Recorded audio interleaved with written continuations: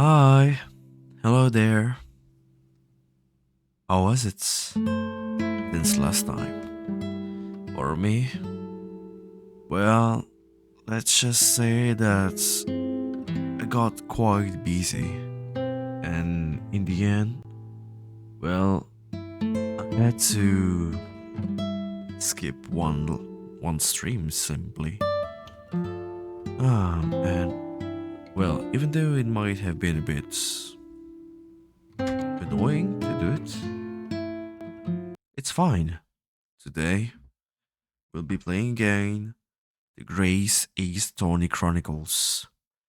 If you remember last time, well, we started to cook this egg, discover what truth lied behind it. And the most interesting part about it is that it seems that this character, that I can't remember the name actually, he actually had a sort of link with the police, and we don't really know why. So to uncover this, we had to look at these pictures to see what really happened. Why was he here at this pawn shop?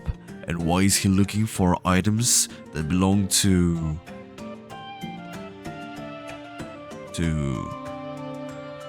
the guy who died in the last trial?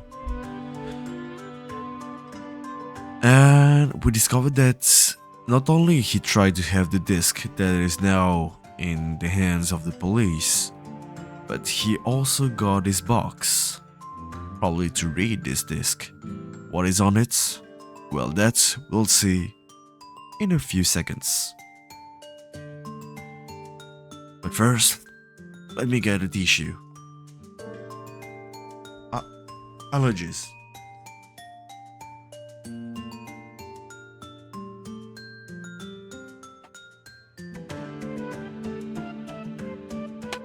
Pleasure of bring and being always tired. Ah. Well. Oh. Oh, right. Ah. Well, so this is the article in question, is it? A small box deposited with the pawnbroker by Mr. McGilded 2 months ago. See? Mr. McGilded. And on the night of Mr. Windybank's murder, the only item on the shelves that was touched by whoever broke into the shop. Quick. Let's open it and see what's inside. A music box.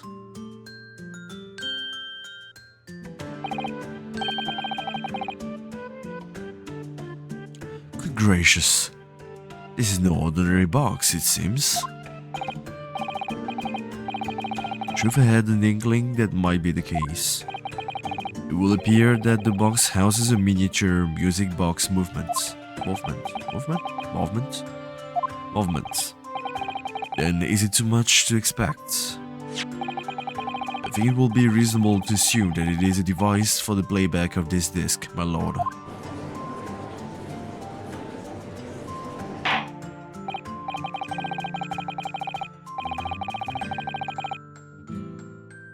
So here we have the means to play back Mr. McGilded's disc, deposited Windybanks at such the same time.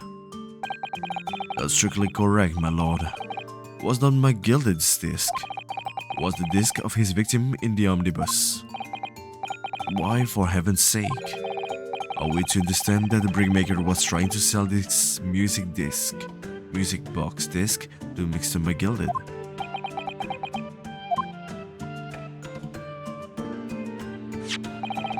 I believe the answer will become clear if we listen to the music on the disc, my lord.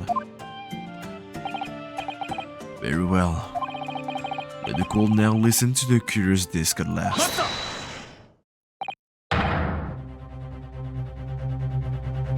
Gregson, I believed in you, so why?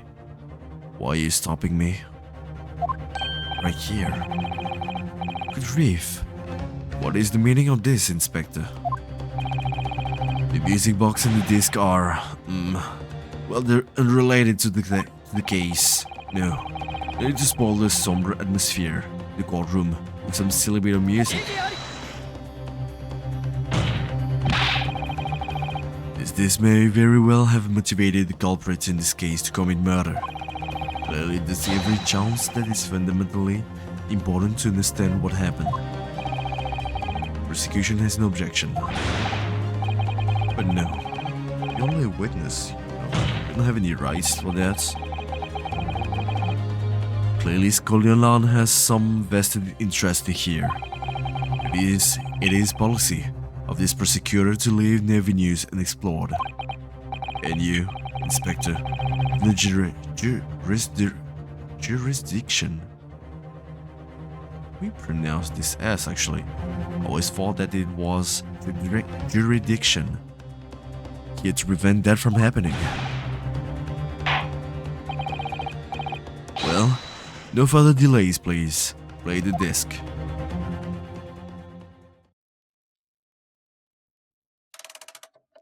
Shouldn't we remove this paper?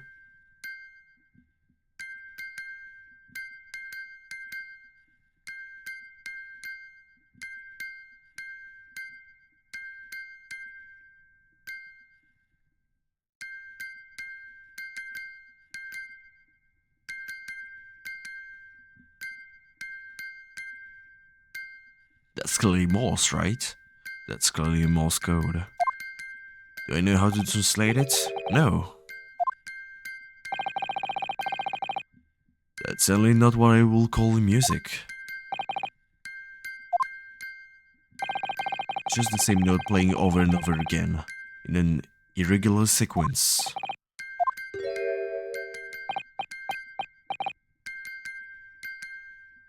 He's actually used to it, so he should be able to understand. It's his job, actually. Mr. Graydon. This really is priceless.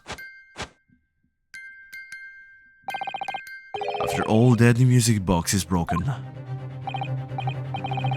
It can't be, can it? No. Obviously not. Well, obviously, in fact, I wouldn't be surprised. If the officer sent to fetch it, didn't drop it on the way back to the courtroom. Well, with much regrets. Come on. Ziggs, help us. I felt the court must accept that this music box offers little in the way of clues. Are you ready to move on, Counsel? Yes, alright. It sounds as though it's completely broken, but is it? Could this music emanating from the music box possibly be a new clue? Well, it could be. I believe that it could be relevant, my lord. How can it be? It's an abomination, Counsel. Mere noise. I fail to see how it can have any meaning whatsoever. It sounds strange, I agree. There's one thing bothering me. While Graydon stands there, toddling victoriously, the inspector beside him has a rather telling expression on his face. It's as if Gregson recognized the sound, as if he's familiar with it somehow. It's making him appear extremely on edge. If that's the stance of the defense, my Nipponese friend, answer me this.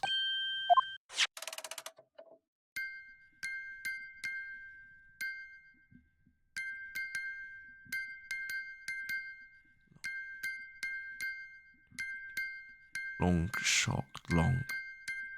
It's very hard. There's so many signals here. Just what relevance do you propose this woeful shaming has on this case?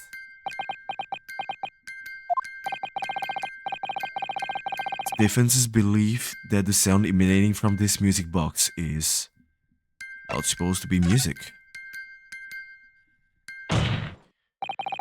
Just because this is a music box, it doesn't necessarily mean the sounds we're hearing are music. Look at that. The smell vanished from Graydon's lips as soon as I said it. I'm on the right lines here. I must be. Making deductions based on how people react to what you say. You're acting just like earlier, Runo. The sounds we're hearing aren't necessarily music. Well, now that you've told us what they are not, then tell us what they are, then. I'm sure the court would like to hear what they are. Do enlighten us, my Nipponese friend. Well, clearly you have an idea in mind, because if not, it will be the death of your ill-formed arguments. Exactly. The music box is clearly broken. Refusing to accept the facts is pure foolishness. They've got me. I don't know what the answer is yet. But I know. Runo. Thank you, Iris. Always helpful.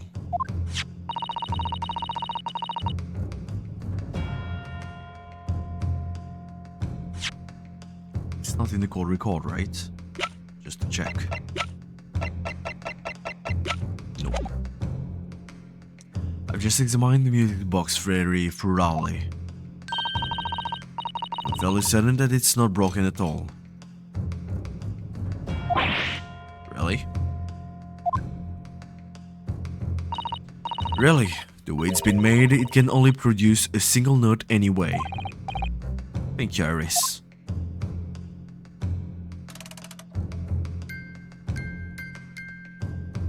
I don't know how to...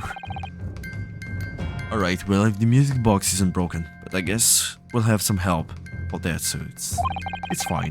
Must mean the sound it's producing have some significance that isn't musical.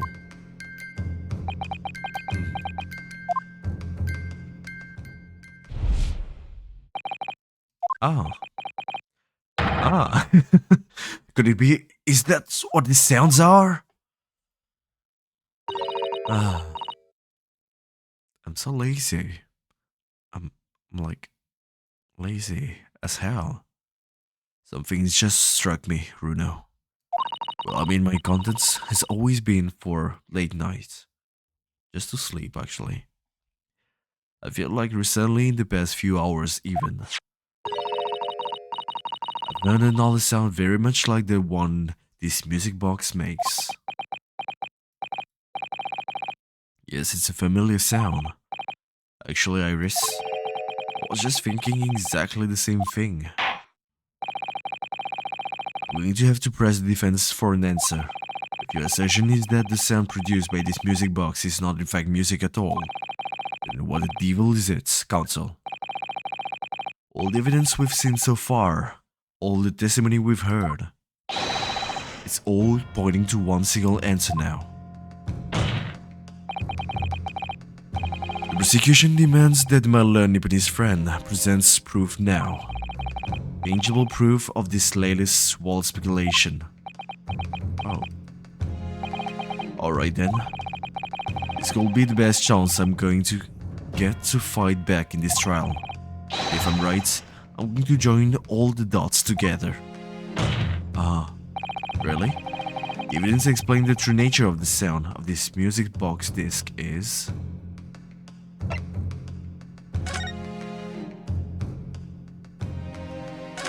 like, I don't know.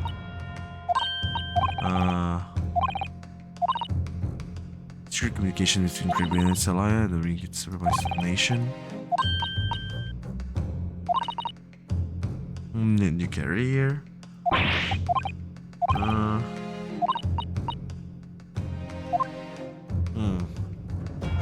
that.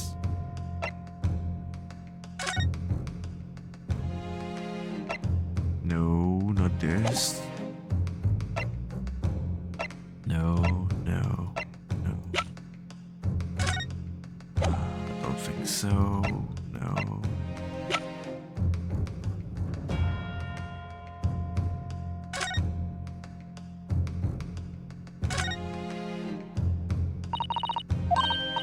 It's different.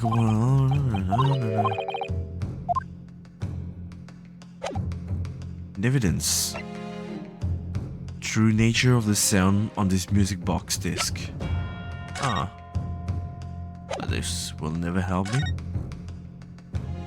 Oh, interesting. Kazuma.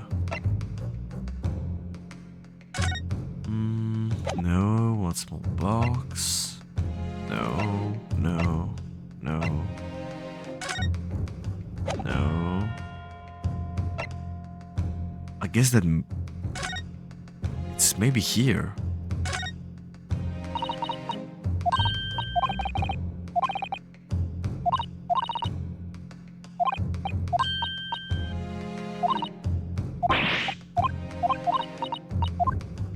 I think it's this journal, but I'm not sure about it. We'll try. I mean, it's fine. This paper, Consul. The headline is Pawnbroker perishes in Pigper's plunder. Only sportive of your cause. Oh, my lord, I was hoping you'd look a little further down the page. Further down. Ministry Mall. Classified secrets may have been leaked overseas from Ministry of Justice. This is a very serious matter, being investigated at the highest level, I understand. I heard that international transmissions along supposedly secure lines are somehow being intercepted, linked to various other countries. And presumably those transmissions are in the form of wired telegrams. Well, of course. Journal number 5. Your input, please. Oh, me, sir? Whatever is the matter? You told the call before that you walked to the same communications station as Mr. Creighton, did you not? Well, yes, that's correct. In the particular station where you work. It deals with government communications and newspaper reports, right? Oh yes, we're not run-of-the-mill communication station at all. Work is extremely important. Then tell me, is this not a very familiar sound?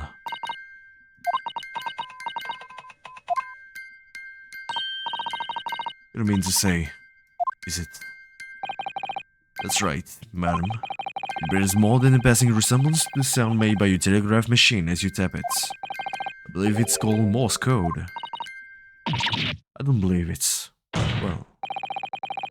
Now correct me if I'm wrong, but when it comes to the leaking telegrams from government departments, there could be nobody more perfectly placed than a highly skilled communications officer. Are you suggesting that the music box disc contains stolen government secrets in Morse code?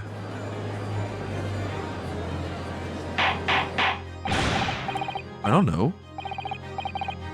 Please everyone, order. But this is high treason, Consul, deserving of capital punishments. Too much new vocabulary. What is this treason? And what is capital punishments? Enough words I have expect you to know. For sovereign governments' confidential information, hostile nations will surely pay almost any price. On the night 2 months ago, there was the very negotiation that was taking place inside the omnibus. But in the end, McGilded perished, and the all-important disc lay unclaimed in this pawn brokery. In which case, whoever stole that information in the first place must surely have been beside himself with worry.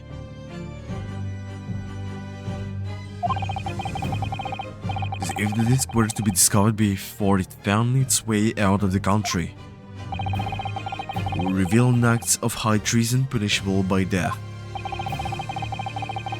The culprit had no choice but to retrieve it. In order to do that, he will have to gain entry to the pawnbrokery illegally, in the middle of the night. Because the article left behind by Mr. McGilded will incriminate him too much if it got into the wrong hands. Isn't that right, Mr. Graydon? Do it. Do the thing. The thing that we've never seen before. You You think I've been stealing government secrets? Preposterous. Absolutely preposterous. No, at the break. I don't know if you've seen main games, but it happens at every trial. Each time there's one witness that break, and that is the actual culprit. Top in. In response to the defense accusation. Claim complete innocence, do you? Well, of course I do. I had to stand here in silence while that pretentious foreign lawyer has been prattling away. Oh. Then by all means counter the charges, sir. Isn't it your job? Prosecution demands the witness testifies. Response to the accusation brought by the defense. Delighted, I'm sure. Well, the witnesses remind that the crime under scrutiny in this trial is the murder of the pawnbroker, Mr. Winnebank, that being a most flagitious offense for which the law of this land sanctions a capital punishment. But the heinous act of high treason is no less a crime. I urge you to bear that in mind as you testify, Mr. Graydon.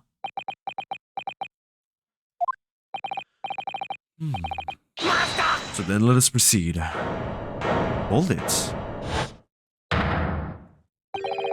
Good, let us have a rabbit and pork here, Governor.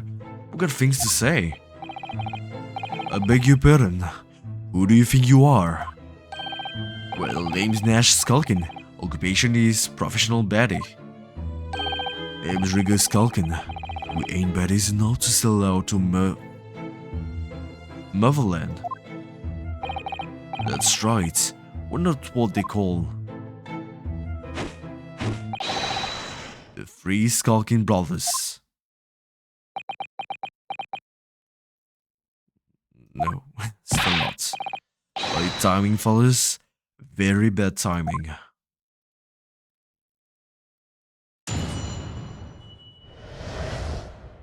Well, great encounter. A mere communications officer couldn't possibly steal confidential government information. Besides, the sound produced by that music box aren't even Morse code. It was some low-class brickmaker negotiating with Mr. McGilded anyway, was it not? I've no relation to the man.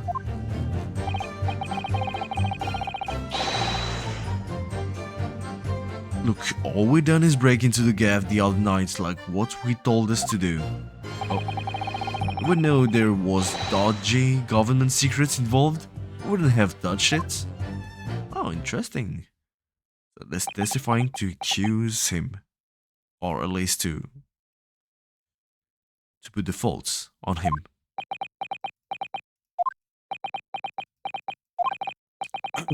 Mr. and Mr. Skulkin? What must still do? Governor, what's up? Well, I take it that you now admitted to the crime. That on the night in question you did indeed gain entry to the premises illegally.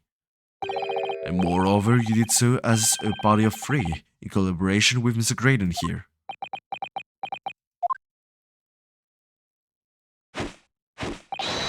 We did, Gov. We did. Well, I guess you need to choose better allies. What say you to that, Mr. Graydon? I have no idea what these two ruffians are referring to. What a rotter, getting us mixed up in all this monkey business. Never say nothing about no government secrets. It was supposed to be a straight-up job. But what about the jither whose shop it up was? Poor old bloke. Didn't have to die, did he? Nice to know who your friends are. Whatever this man say, I deny the accusations. Well, indeed. Well, I certainly wasn't expecting this little music box to become so significant in proceedings. Actually, now we have witness with us. It's actually even easier to put charge on him. The small music box has been entered into the call record. So I guess we'll use it for this examination. First, before I present anything, or I press anything, let me just observe it. Well, obviously we have the disc in question, the same disc here.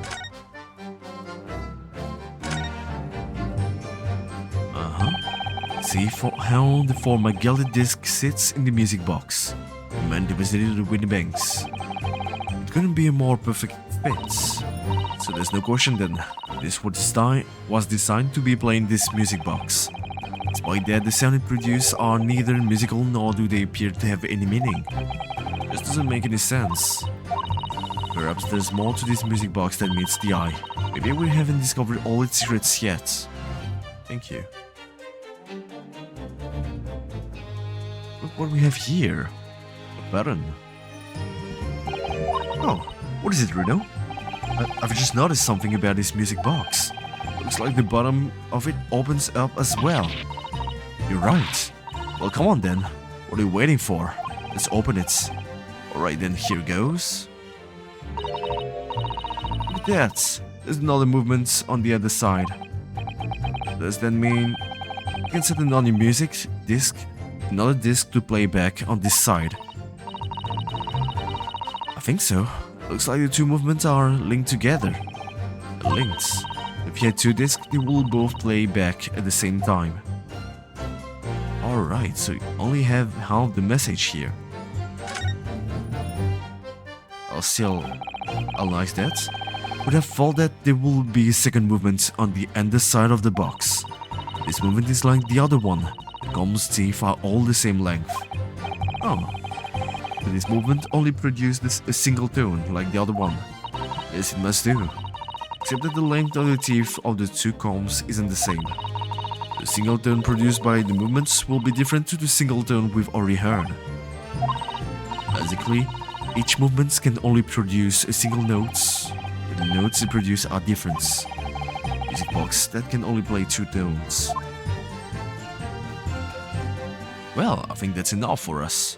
We needed exactly that. Now we just need to find this second disc. Press it. So this newspaper headlines are great. Government communications are being intercepted. How could I possibly know? What do you mean by that? Any important government communications are handled by high-level officers, by specialists. They are members of staff in the station who are at work, will never be entrusted with sensitive information. Oh no, stop. Let's say something, stop. You're number 5, please? Regular communications station officers aren't as slowly as you're being led to believe. A team of us are responsible for setting up and testing the telegraphs used by the ministry. Mr. Graydon is the team leader. Oh, thank you. It's fascinating. I guess everyone is against you now. Graydon is highly skilled operator, stop. Girl in presence of idol, stop. So you had access to the equipment used for these confidential communications, Mr. Graydon. Well, what of it? These missions are always made behind closed doors. They can't be heard. In any case, all messages are sent and certified. Normal employees couldn't possibly understand them. Oh no, stop. Must say something, stop. Mr. Graydon regularly attends meetings with ministry technicians and the ministry communications team. Assist them in ensuring really such a big help. Ensuring that there are no errors in important international communications. And he's received the top prize at the cipher cracking convention 5 years in a row now. Well, that's fascinating.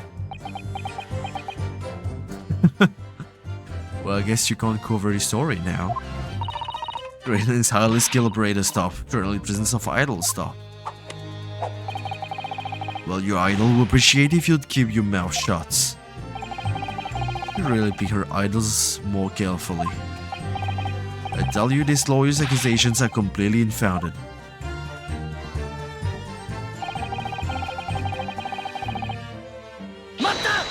Tell me more about it. They're not. To anyone with a brain will be bluntly apparent on listening to the music box for even a few seconds. Oh, of course, of course.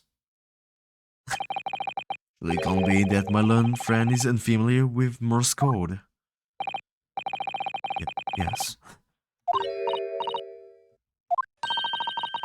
I will be more than happy to demonstrate all the basics for you, sir. Listen, here in court. Morse code is a continuous series of two distinct tones. Tones, you say? Yes, a short dot and a long dash. Oh, it's not the same sound. Alright. By combining those in different ways, you construct letters. I see. For example, this is A. This is B. But when you listen to the sound produced by this music box, you only hear one tone, don't you? It sounds so similar. The rhythm of it is the same in everything. But there's no discernible meaning to this apparently random sequence of sounds. So your session is fundamentally flawed. This is not Morse code. Really, you shouldn't be so surprised. What did I tell you? The music box is nothing but a worthless piece of crap. Scrap? Perhaps you might consider studying your subject matter before casting aspersions in the future. Nothing to say but stop. Oh, it's so frustrating, isn't it? I mean, if the government secrets were somehow being leaked using the music box, so many other things would slot into place so nicely. There'll still be something I haven't considered.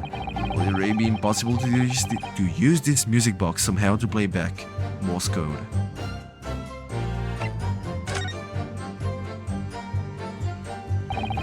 There's still every possibility that this music box was instrumental in the leaking of government secrets. There's a belief of the defense at least.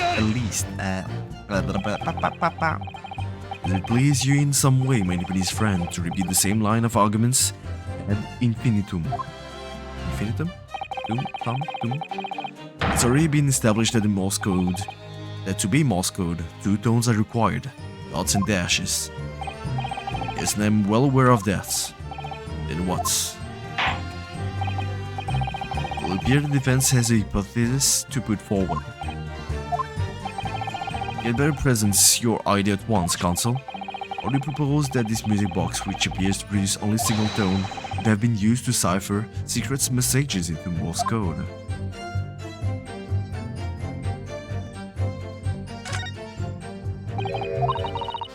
Open it, please.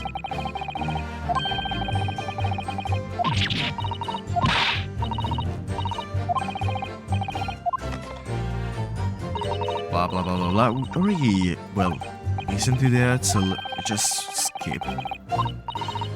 And just to make sure that... No, actually, no, I can present that. It's fine. Good gracious! What I'm looking at here? Another movement on the other side of the music box. What? It appears, my lord, that the two movements are linked together. In other words, you can put two discs in this music box. And the sounds of both will play back at the same time. Good heavens. As the court has heard, Morse code comprises of two tones, a short dot and a long dash. With a second disc in place, this music box could be used to generate Morse code and convey a message. No, Inspector Graydon, I'm pretty sure that you can help us with that. This is beyond a joke. I'm sorry. This broad excuse for a lawyer has absolutely no evidence to support its claims. Or, of course, my learned friends were able to present the court with the second disc. There will be another matter, well, I can't, at the moment. And I remind the court that, as the witness has pointed out, it was not the one in the omnibus with my gilded 2 months ago, striking a deal over the disc or discs. Indeed, it was Mr. Mason the brickmaker. Exactly, and nothing whatsoever to do with it. Though it has holes, I must admit the argument presented by the defense has much promise. I believe the cross-examination should continue. Alright, the link between Graydon and the victim of the Omnibus case must be there somewhere. Haven't found it yet. It looks like you need to give your arguments more strength, Bruno. We'll reiterate your testimony if you please, Mr. Graydon. If I must, though, I maintain exactly what I did at the start of this pointless cross-examination.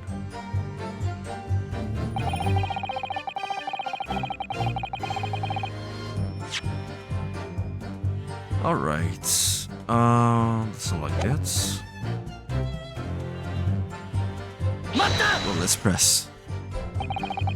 So 2 months ago in the Omnibus, McGilded killed the Brickmaker and stole the disc.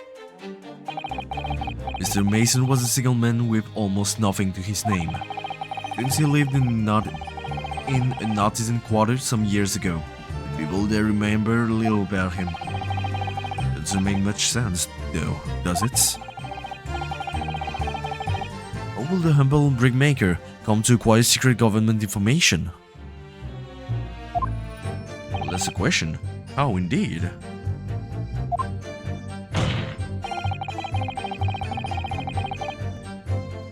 There must have been somebody else involved behind the scenes in all of this. All this is not government information, then. Someone who acquired the disc and gave it to Mr. Mason. Now to take it to the meeting with McGilded and negotiate a deal. Dear me. You may have it in for me, sir, but I assure you have far more class than that. No Brickmaker from an artisan quarter is well-to-do communications officer. If only I could find some evidence to link the two of them together.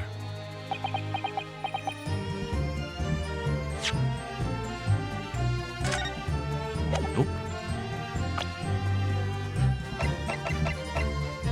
Ashley Graydon. Ashley.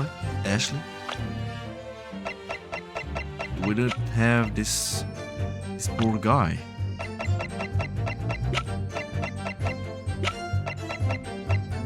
Well, if you want more about this case, then it's here. His full name is Mason Milverton. He used to live in the East End of London.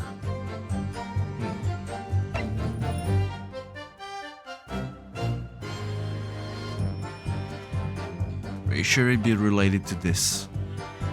East End of London, Brickmaker. Mason Milverton.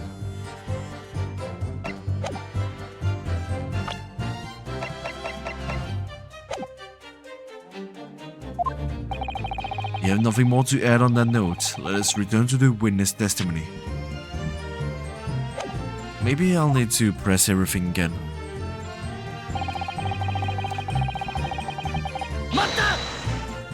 Maybe a reaction will be good.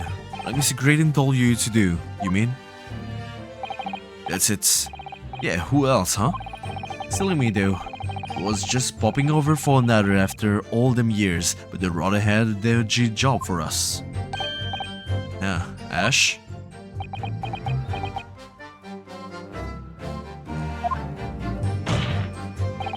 Let me stop you there, Mr. Skulkin.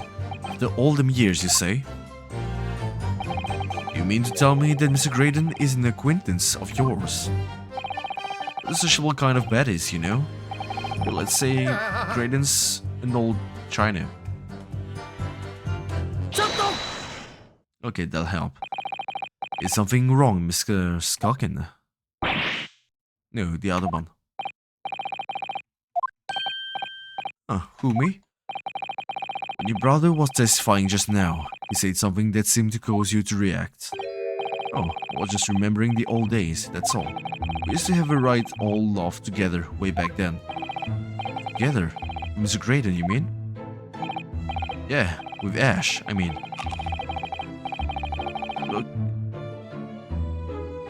You look at him now in his fancy whistle and flutes, and you wouldn't Adam and Eve it's, but when he was younger, was from the poor part of the town, just like us. Is that so? was always a leery one. Had the brains, he had the savvy, always coming up with smart ideas like what will never have gone through all heads. Lord, believe me, ain't that the truth? Remember Milverton and Milverton? Like he said. What is it again? Milverton is exactly the name of Mason.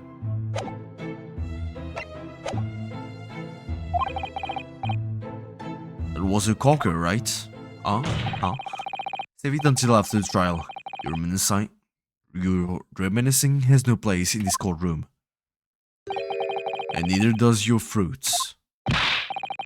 Well, the jury asked us a question, didn't he? And we was answering. Yeah, we ain't done nothing wrong. Nevertheless, the court is not prepared to accompany you on your trip down memory lane. Counsel, can we turn our attention back to the testimony, please? I don't know, could that sentimental story be relevant somehow? Add it, please.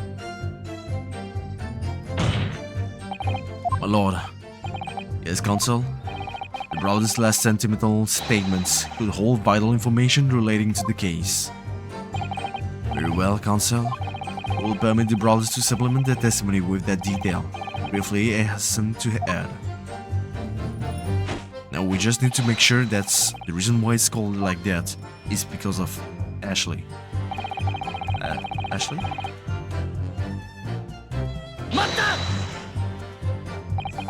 I'm sure I'm going to regret asking, but what exactly was that? Some kind of business? This little scheme we had going back when we was youngsters. A bit of funny, right? Delivering fresh milk to the locals, that's what it was all about. That sounds alarmingly legitimate. There must be a catch. I suppose since we're here, I should ask them to elaborate, but on what? Name, please. That this business was just a bit of fun, you say? It was just yourselves and Mr. Graydon involved. Yeah, that's it. Sure, this fruit seems like tasty. Okay, blah blah blah, name was it? Yeah, that's it. And where did the Milverton part come from? Alright, for clever clogs like you have walked that one out. Enough of this. How much longer are we expected to listen to this drivel? Actually, we're onto something here, so please, you don't accept anything these two witnesses are saying? Ouch.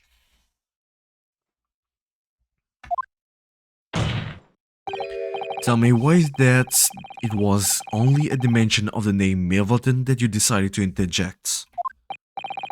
Because well... You weren't the happiest of homes that one came from. Yeah, his old man was struggling for money so much his wife walked out on him. With the name Graydon, then, see? But Ash will always be Milverton to us. Milverton. That used to be your surname, did it? Of course not. This old bumcun. Buncombe? I've been a Graydon since I was born. You really think you can rely on the testimony of these two thieves, hmm? Your communications officer attached to the civil service. As such, your personal details will have been thoroughly checked at the time of your appointments. It will be a very simple matter indeed to subpoena those records, Mr. Graydon. It will appear that Mr. and Mrs. Skulkin's testimony has been reliable for once. You were born Ashley Milverton, then. Is that correct? Very well, yes. So Ashley Graydon was once Ashley Milverton. Information could change things. It could turn out to be extremely important. Once Milverton years ago. Alright, now we can present our evidence. That's all I needed. All of a sudden we seem to be up on necks. In a serious matter of national security. Although all this talk about interception of secret governance messages is still just conjecture at this stage. It will explain a number of things though, wouldn't it? The negotiation Jenny overheard on the omnibus 2 months ago and the break-in at the Winnibanks. The trouble is that it wasn't Mr. Creighton in the omnibus with Mr. McGilded.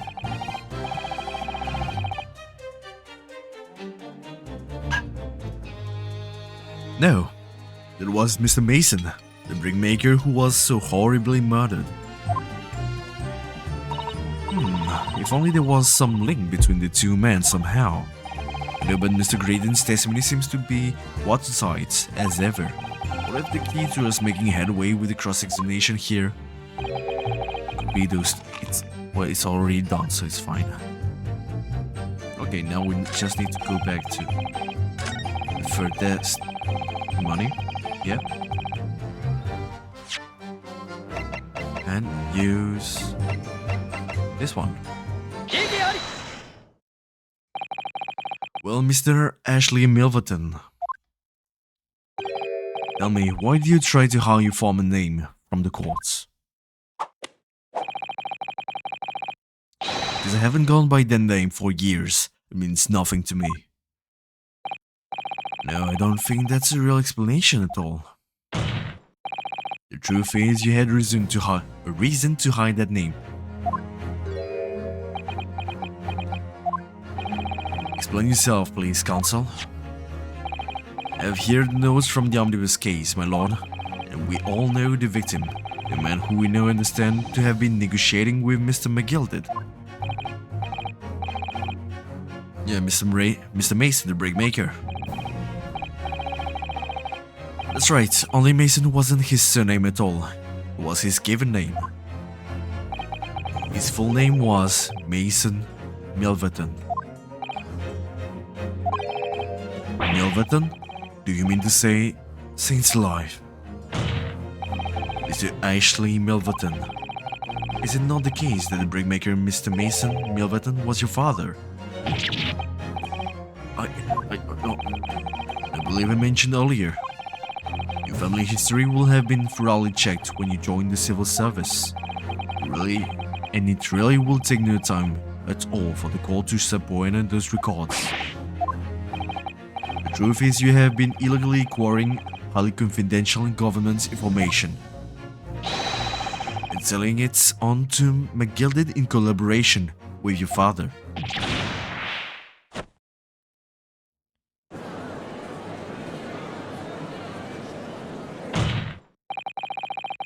The new facts and evidence unveiled by the cross-examination of this witness all come together to reveal the truth.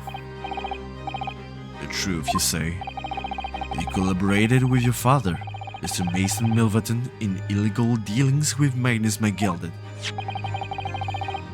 By dint of this music box, you mean, counsel? Yes, stealing information being sent in secret government communications and selling it onto McGilded. Creighton concocted this elaborate scheme of using 2 music box discs to encode the information. As presumably a safety measure, means information falling into the wrong hands. And a very effective one. I shouldn't have given the scheme any credence whatsoever. But the deal with McGilded went sour, and the brickmaker met his end. Yes, but before he was arrested, McGilded managed to temporarily dispose of the stolen disc at the pawnbroker. Then, having learned of the situation, he appeared at the Windibanks 2 days ago, in an attempt to recover the 2 articles McGilded had placed in pawn there. I'm pretty sure that he's actually also the one that killed Mr. McGilded in this fire.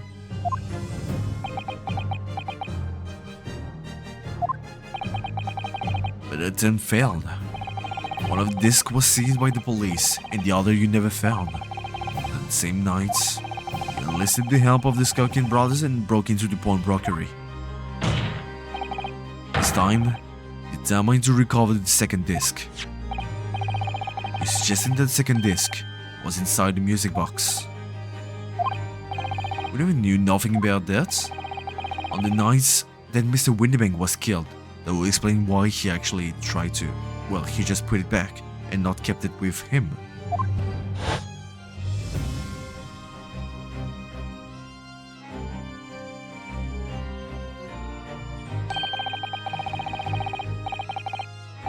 The intruder to the pawnbrokery touched one item and one item alone, the music box. That's rather ingeniously demonstrated using the two prints from the 6-3 camera indeed. The question that naturally begs answering is this: why was only that one article disturbed? The answer is obvious, because it contained the second disc, which the intruder was desperate to retrieve. Since if it were to fall into the hands of the police, it would be proof of high treason. Well, Mr. Graydon, you deny that all of this actually began on that fateful night 2 months ago? You refuse to accept any of this nonsense. Oh, he's bleeding.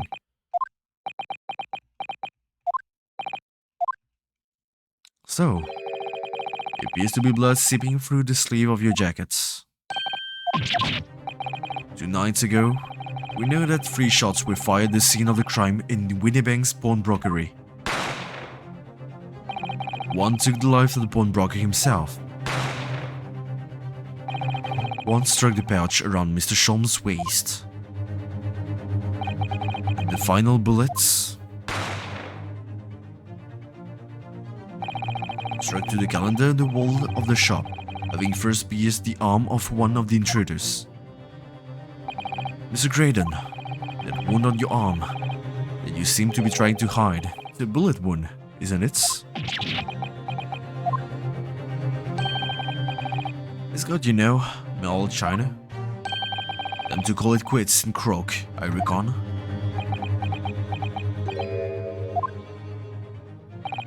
Don't acknowledge my presence there under any circumstances whatsoever. Those were my terms, remember? I paid you handsomely to comply. I was a fool to think I would trust some common black slum thieves. Fine, I admit it. I was there in the Windybanks that night. I paid the spare 10 guineas to accompany me. And as you've noticed, I sustained an injury in the course of my adventures. What will it do? That is all. I admit to nothing more. Stealing government informations, negotiating with Mr. McGilded. Does it hurt? As God is my witness, I'm sure I recall nothing of the sorts. Not going to go down without a fight, until I can show hard evidence, I suppose. Nevertheless, the defense has now established a crucial fact. Which is, well, we know that 1 bullet was fired from each of the 2 firearms we have in evidence. The bullet from the Skulking Brothers' gun hit the pouch and Mr. Sholm's waist. And the bullet from Mr. Windybank's gun clearly must have been the one that caught Mr. Graydon on the arm. It must be. We can rule out the possibility that the man shot himself. Well then, it can only be him. And that leads us to only one conclusion.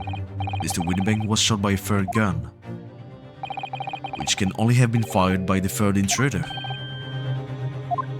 Goodness. That's right, Mr. Graydon. The only person who could possibly have shot Mr. Windybank that night is you. Mata! Who?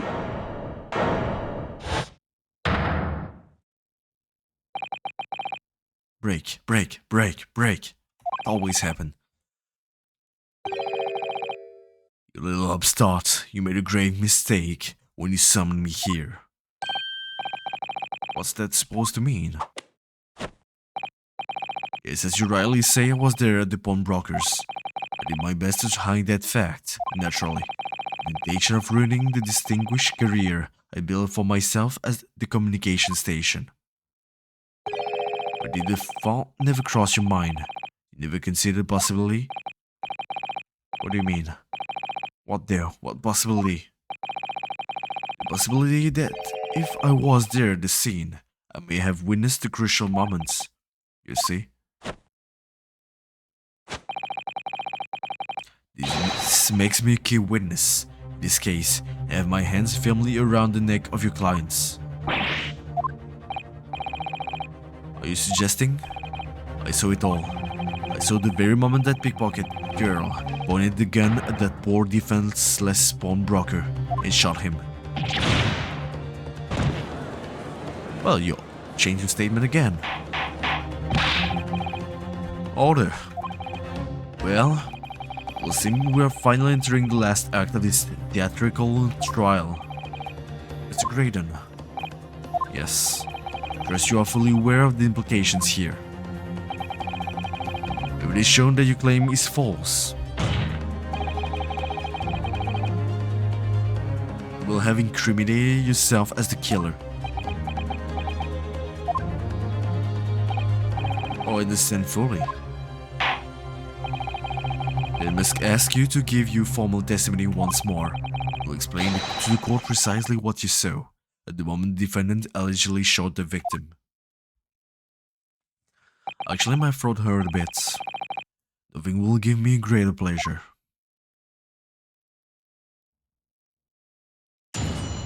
Alright. Well, let's see what we have here once again. Well, while these ruffians were jostling with the pawnbroker, I was still near the entrance to the shop.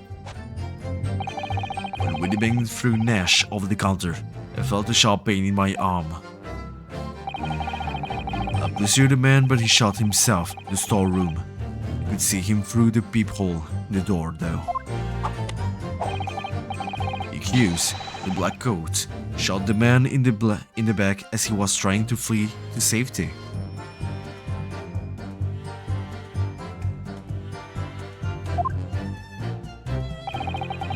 I saw the blood splatter all over the wretched girl. And she tossed the gun out of the peephole, so I picked it up and made my escape. Gracious, this is quite extraordinary testimony. Who claims here under oath to have clearly seen the defendant pulling the trigger.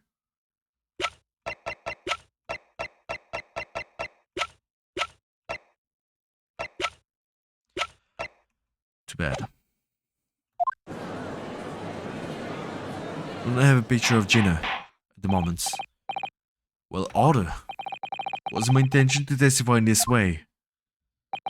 But neither is it my intention to be found guilty of a murder I didn't commit. So you see, my hand has been forced, I tell the truth now, as an act of self-preservation. Truth? Until now, the prosecution was completely unaware of these details. Yes, well, I'm sorry about that. He shot me in the arm, the pawnbroker was then shot in the back by the accused. And as I said, she was showered in his blood. You see the blood spattered over the accused's coat. Are you sure on that point? Oh yes, quite sure. All over the black overcoat that pickpocket girl was wearing at the time. If a coat could somehow be shown to harbor vestiges of blood, there will be conclusive evidence here. She didn't have a coat. That's a problem here. Such an investigation is entirely possible, my lord. Only very recently, a German scientist has developed a technique to identify human blood. So here's the true science, not some amateurish detective's dubious foray to the world of chemistry. Nothing dubious about Hurley's work. His ideas are all sound. Ideas are no use to us here. In science, as in law, theories must be proven before the stand. In Germany, the technique has already been employed in the courtroom as the basis of evidence.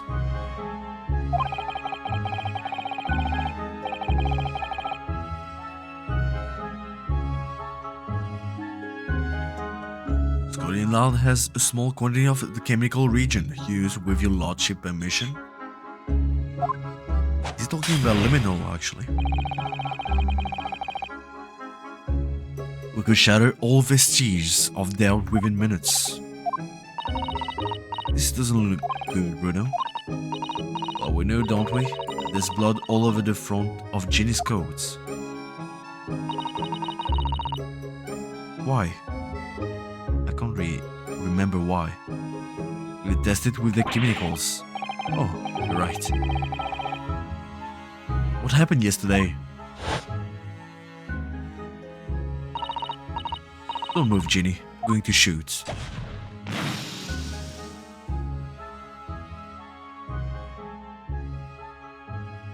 Popple. Damn. That's not Mr. Windibank's blood. The stain is from 2 months ago. Mr. Mason's blood, when he was stabbed by McGilded, was wearing the coat at the time. My lord, defense objects to the test proposed by the prosecution. Overruled. Alvin Zix, make it so at once. With pleasure, my lord.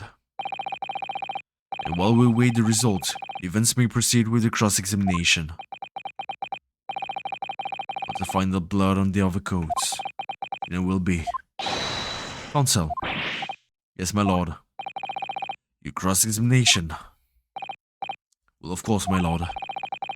This cross-examination doesn't go well. If I don't manage to uncover some decisive evidence or a really compelling clue now, a very bad feeling about the outcome of this trial.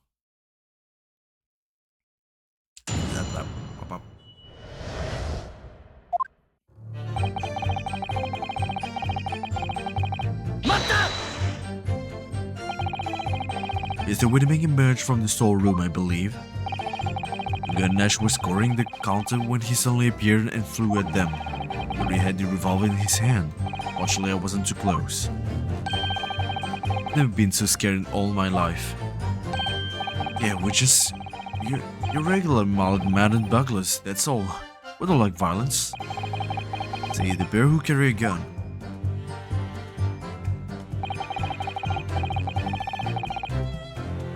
What do you mean you were near the entrance to the shop? I was in the doorway, running my eyes off the shelves for faded items. Looking for the music box, of course. The broker went for Nash in the first place. Then Rigo joined in, making it 2 against 1. They assumed they couldn't handle the situation. I was wrong.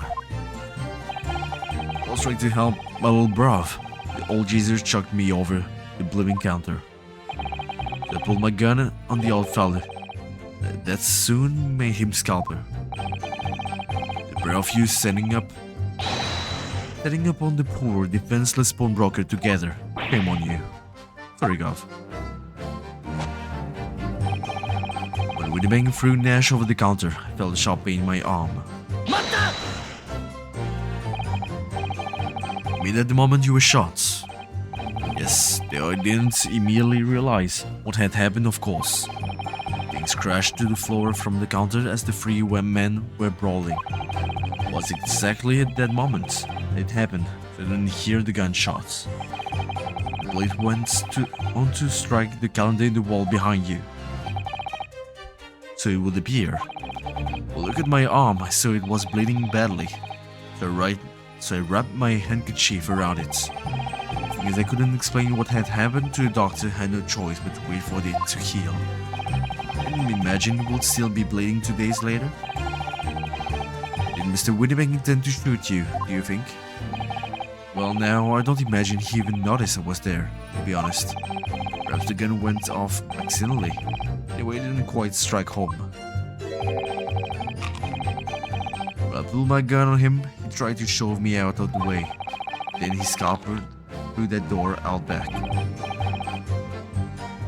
At which point, what do you do?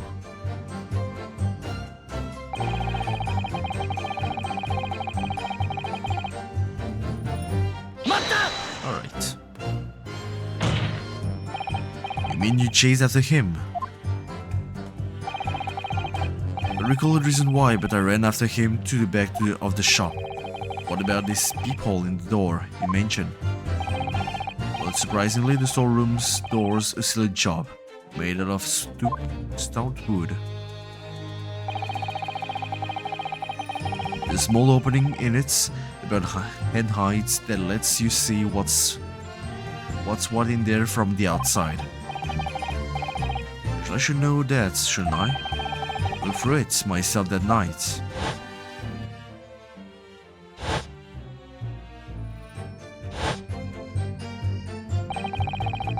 Hello, but what about you burgling brothers? You see what went on through this peephole as well? Not likely.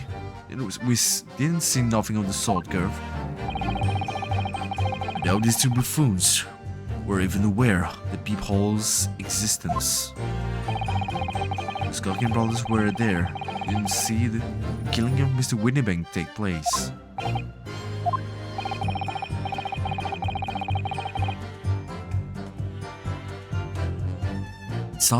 Inside the storeroom, I could see the broker and that young girl standing here. Defendant. Yes, though neither of them noticed I was looking. The girl raised her gun and pointed straight at the man.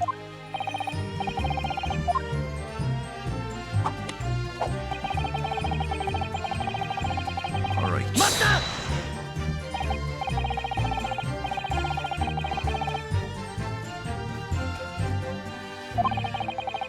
It was Mr. Winnebank's gun, from which only a single bullet had been fired. And as we've already established, Mr. Graydon, that bullet was fired at you. But no, it wasn't the Brock's gun. The pickpockets girl had when I saw her. Yes, the bullet from Winnebank's gun grazed my arm, and yes, the Skulking Brothers grounded the detective. This was another gun entirely, a third gun. The Brock's gun was not the murder weapon, so clearly there had to be a third firearm involved. In other words, the accused must have had her own gun with her at the same time. But no other gun was found in the scene. Calm yourself, Gonzo.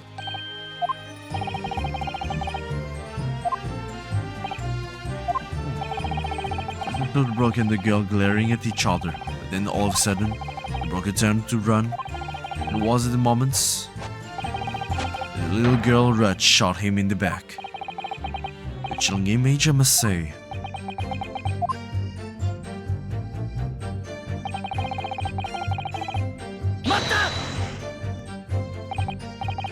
All over her. Yes, through the peephole, I saw it clearly. Those stains are invisible now. What with the coal being such a dark color. I assure you that garment is soiled with the victim's blood. Well, it is soiled with blood, that's for sure. It's not Mr. Winnebank's blood, is it? No, that's right. It's Mr. Mason Milverton's blood from when Mr. McGilden stabbed him 2 months ago. So annoying. Only Exceptionalist chemical analysis could prove that. It won't, so unfortunately we can't use it as evidence to support the case.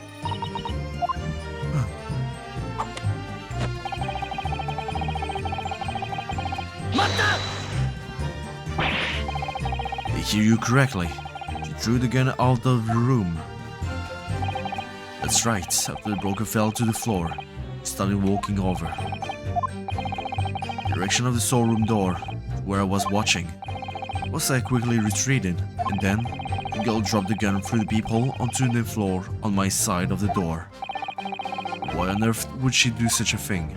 I couldn't tell you. Perhaps she was hoping to distance herself from the murder weapon. Without thinking, I went and picked it up. I suppose I was worried about just leaving it there, in case any more tragedies took place. Doesn't make sense. It was you in fact who took the third gun from the scene of the crime. Yes, it was yours truly. I have to clear up to my lackeys and left. made a bit of a mess around the counter, so Mr. Whistle and Flute told us to tidy up. He's a blooming mum sometimes. Well, it was paying you enough, by God. Well, tell me, Mr. Graydon, when you left the pawnbrokery that night, was it by any chance with the second disc in your jacket pockets? You're like a bull at the gates, aren't you?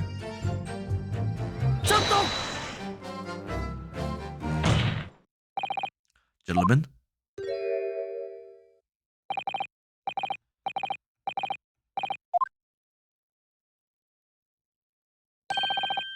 Something wrong, Sunshine? No, what about you? Did you realize you were just violently shaking Mr. Skulkin? Is this a bit of a hooligan, ain't he? What was going on just now? I saw him, he grabbed me whistle. Why the blazes say didn't you mention the third gun when we got you down the station? And why didn't you? Because we know nothing about it. Or the flaming peephole in the door. Sorry about that. Can be prone to losing my right sometimes. Not hurt, are you? Oh, believe me, the way he's looking at me, I'm telling you, this day gives me the willies. It was strange. Inspector doesn't normally get quite as worked up as that. He wouldn't normally grab someone. It wasn't like Greg said at all. He's normally all sweetness and light, no matter what I say to him.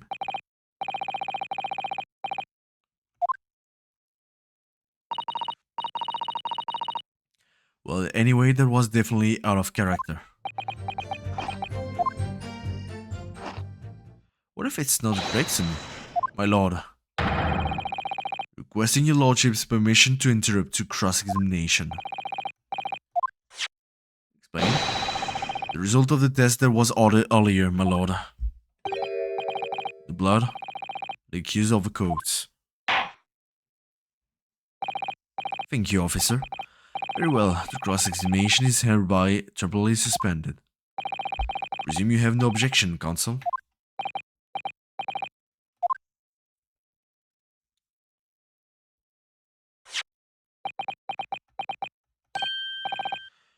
Well, there you have it. Report, please, Inspector. Yes, sir. Traces of human blood were found on the overcoats of the defendant, Miss Janelle Estrada. From the extent of the stains, it will appear that they were the result of splattering following a gunshot wound.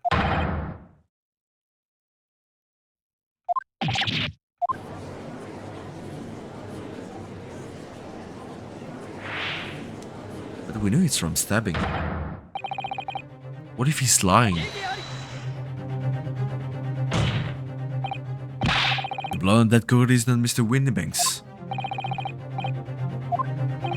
The coat originally belonged to Magnus McGilded. Just before his coat was deposited at Windybank's, McGilded has fatally stabbed Mr. Mason Milverton. The blood on that overcoat is the blood of the brickmaker from the omnibus case. Well, deal, the dead cannot speak. Isn't that right, my Nipponese friend? 2 months ago, in this very courtroom, you not argue fervently for Mr. McGilded's innocence. And yet now that the man is dead, you brand him as a murderer. Your conduct shatters any shred of respect you may have earned for yourself in this country.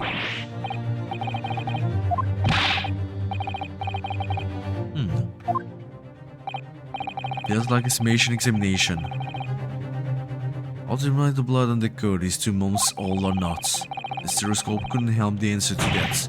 Problem pop out, it can't be done.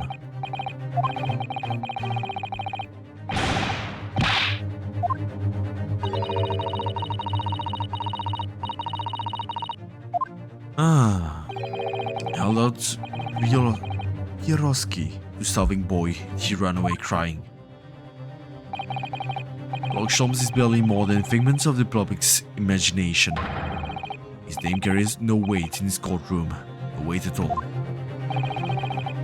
How could you say that? Victory is sweet indeed. It's proof that my testimony is the whole truth, from start to finish.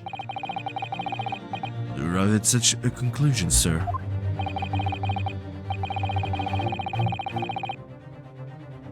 As the witness said, the accused court was splattered with the blood of the victim. The only way Mr. Graydon could possibly have known that fact is if he saw it happen. In other words, his testimony is solid and the conclusion is singular. It was the accused who shot the victim in this case. That's the whole truth.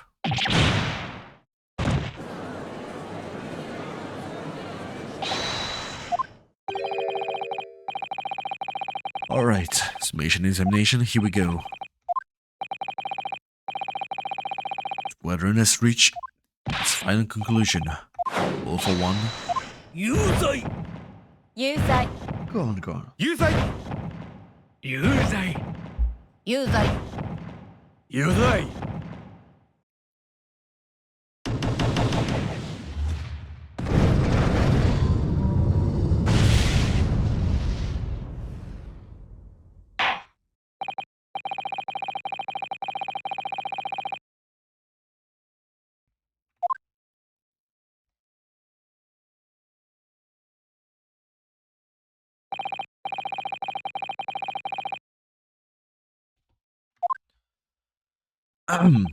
Is to any attempt you may make at picking the jury's decision being equally successful. We'll need some help. I don't believe it. But I've come so far. How is it all unraveling on me so fast?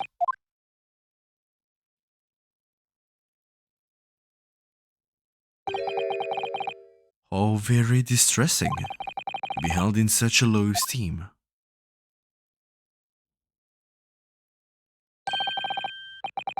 Wouldn't you agree, Mr. Naruhodo? Deliver the report now. That will be all. Thank you. Be curious to me with some regularity, Mr. Naruhodo. That scientific truths are determined not by science, but by none other than the human mind.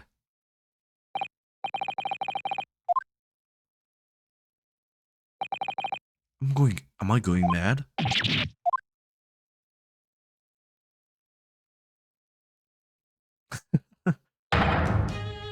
Mr. Sholmes?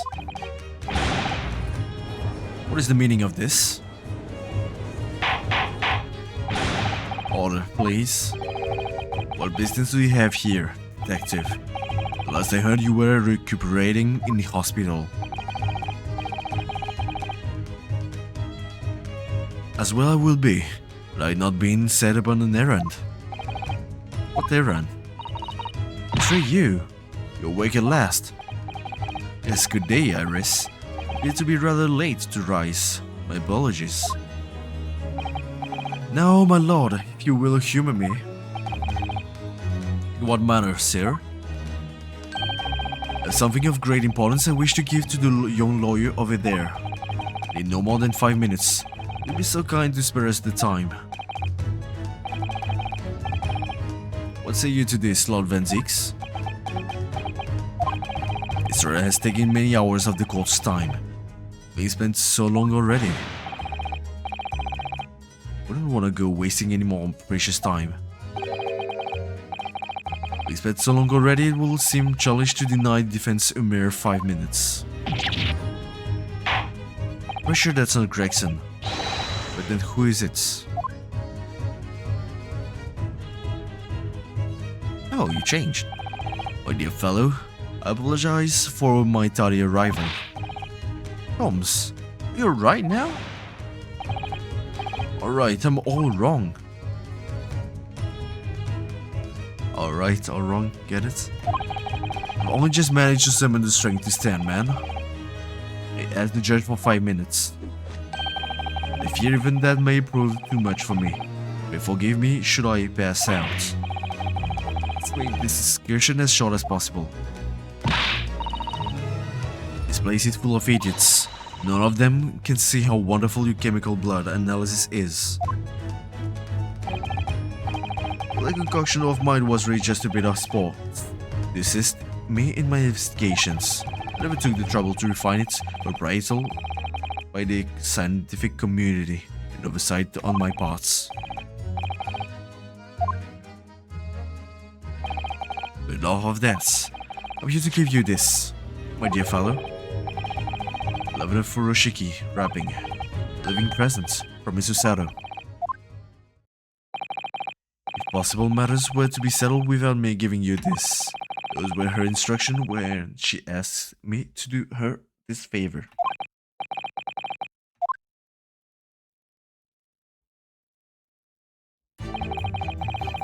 This set off also today's events, I believe. Knew the culprit will attempt to escape justice by means both devious and underhand. That's you, Mr. Naruhodo, fighting fairly as you are wont to do. You would find yourself in considerable peril. At that very moment of crisis, you were to be given this small parcel. Those were the dear lady's instructions. A living present from Miss Susato. Whatever could it be?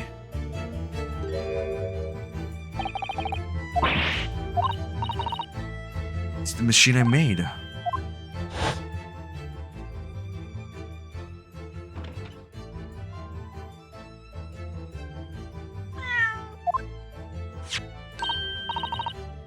Use this. It's my last invention. Cat flapper mats. It can make your cat flap for a little furry friend like Waggy in seconds.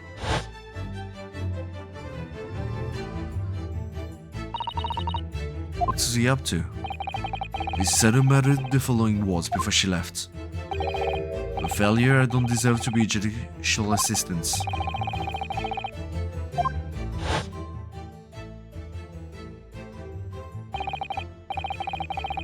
You are the best judicial assistant in the world. Well, that's extremely flattering. But I'm sorry to say, I've been a complete failure.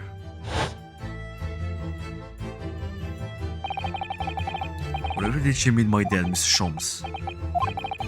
The night when you left Windibanks in pursuit of the thieves? Miss Sato made use of this contraption for a certain purpose.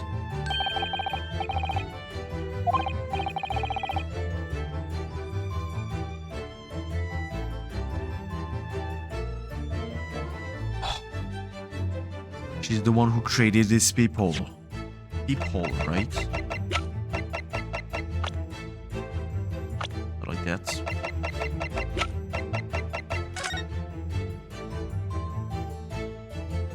Don't see any peephole here. And we sit here.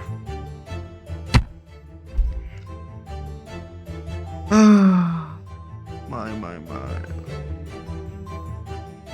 It's your fault. I understand. You wanted to check. Okay, we're all good now. So to use this cat flapper mat that night, but why?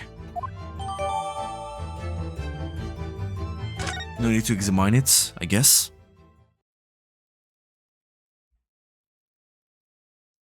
Exactly. No, probably not. In 5 minutes is over. We're out of time already.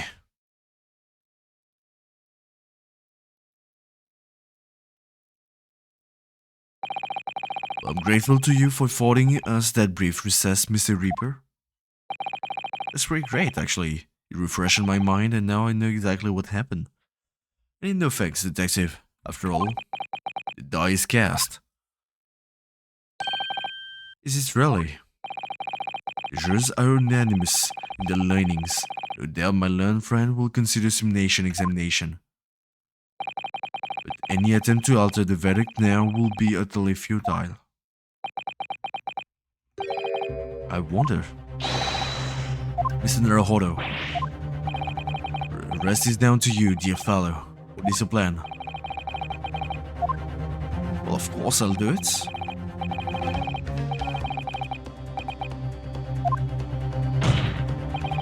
My lord, defense requests.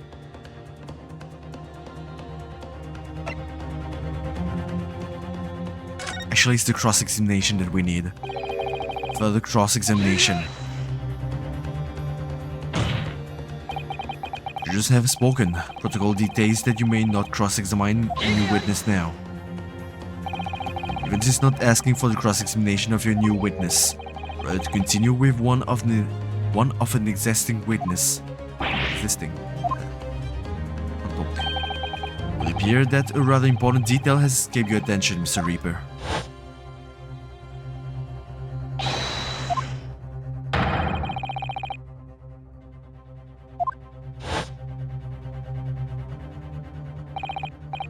Thank you, officer. Very well, the cross-examination is hereby temporarily suspended.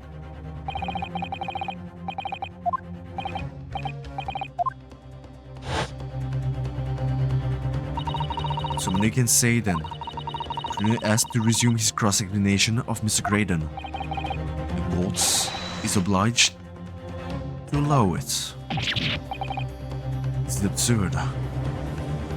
It is a bit. But we don't need this summation examination. We already have everything.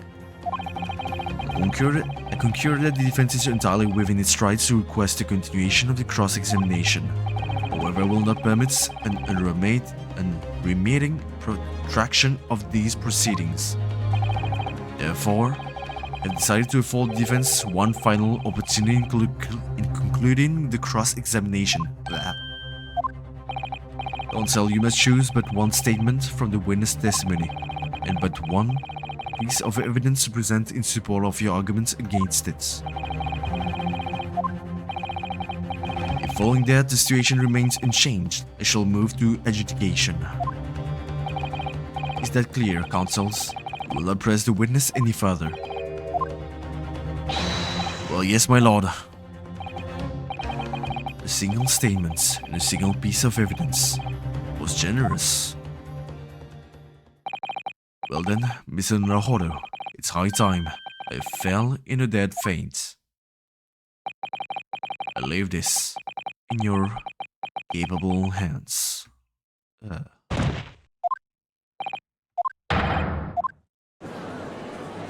Whatever. Let's focus.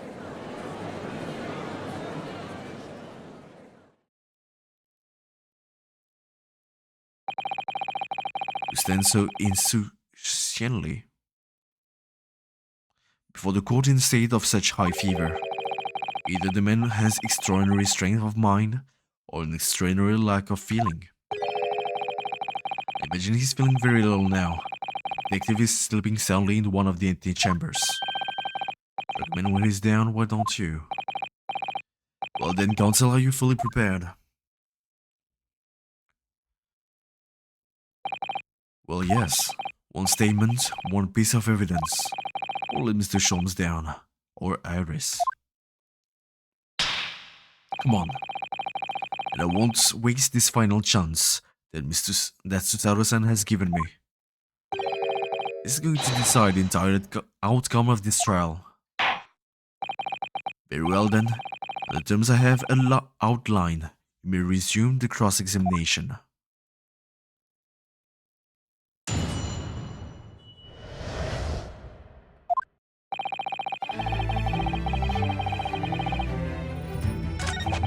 Not this one.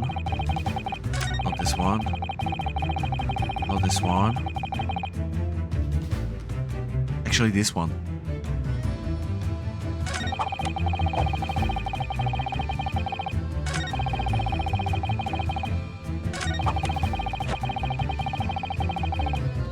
Or maybe this one. The thing is, I need to check. He died between 1 and 1:30 a.m.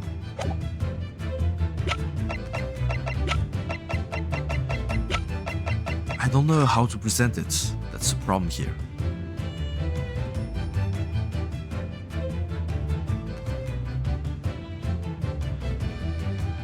What's that? Those vicious thieves looks like they could rip through almost anything. Gotta replace 10 times per second so you can get through any kind of door in no time. Attaching hinges to a section of door that gets cut out.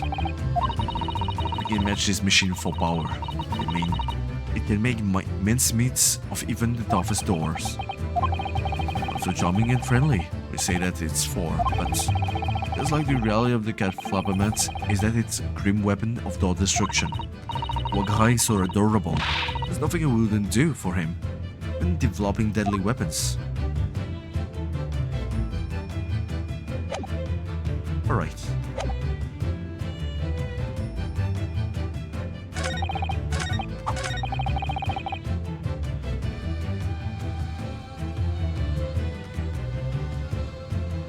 This one?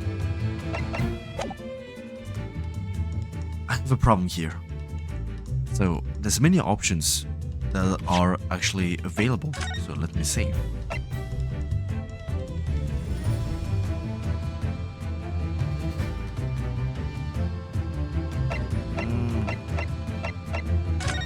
Let's override this. Alright, here are the solutions that we have. First is with the picture, those two pictures actually. If we examine it carefully, you can see that there's no peephole here at 1 AM, but there's one at 1:30 AM. So I guess it's my main evidence that there wasn't any peephole to begin with. The other problem is that there's two statements with peepholes.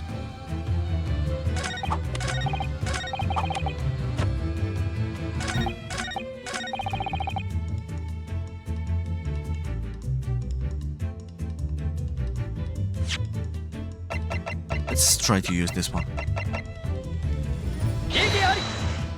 The music still's on, so it's wrong.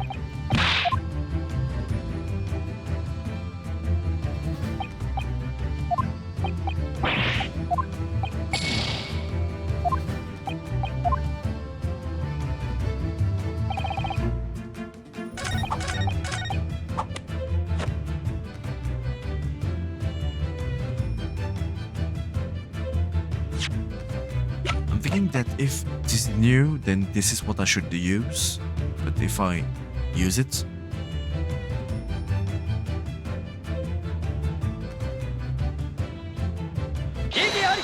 okay, like that.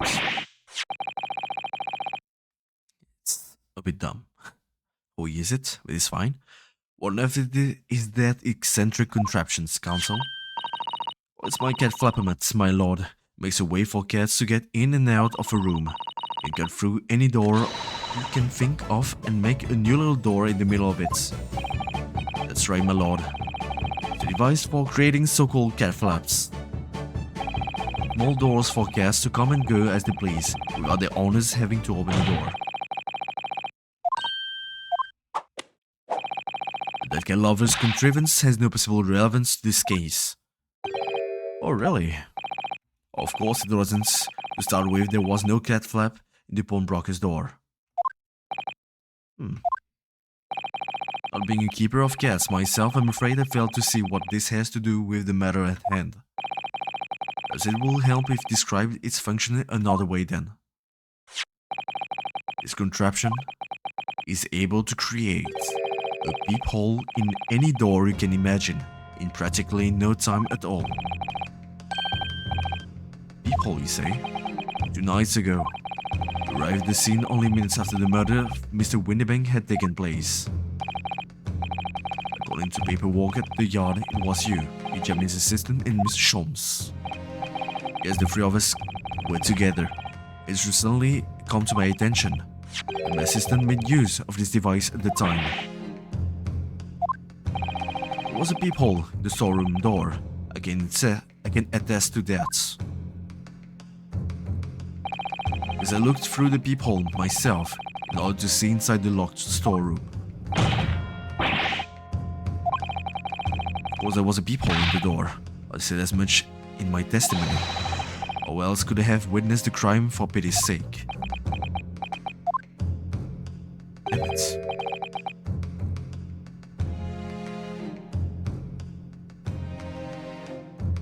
Yes, how could you? Alright, it's time. Time to strike one final blow.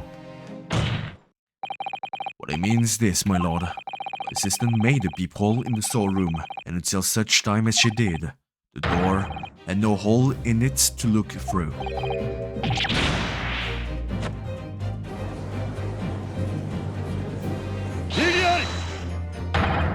This is a farce. Are you really suggesting that the peephole in the door was...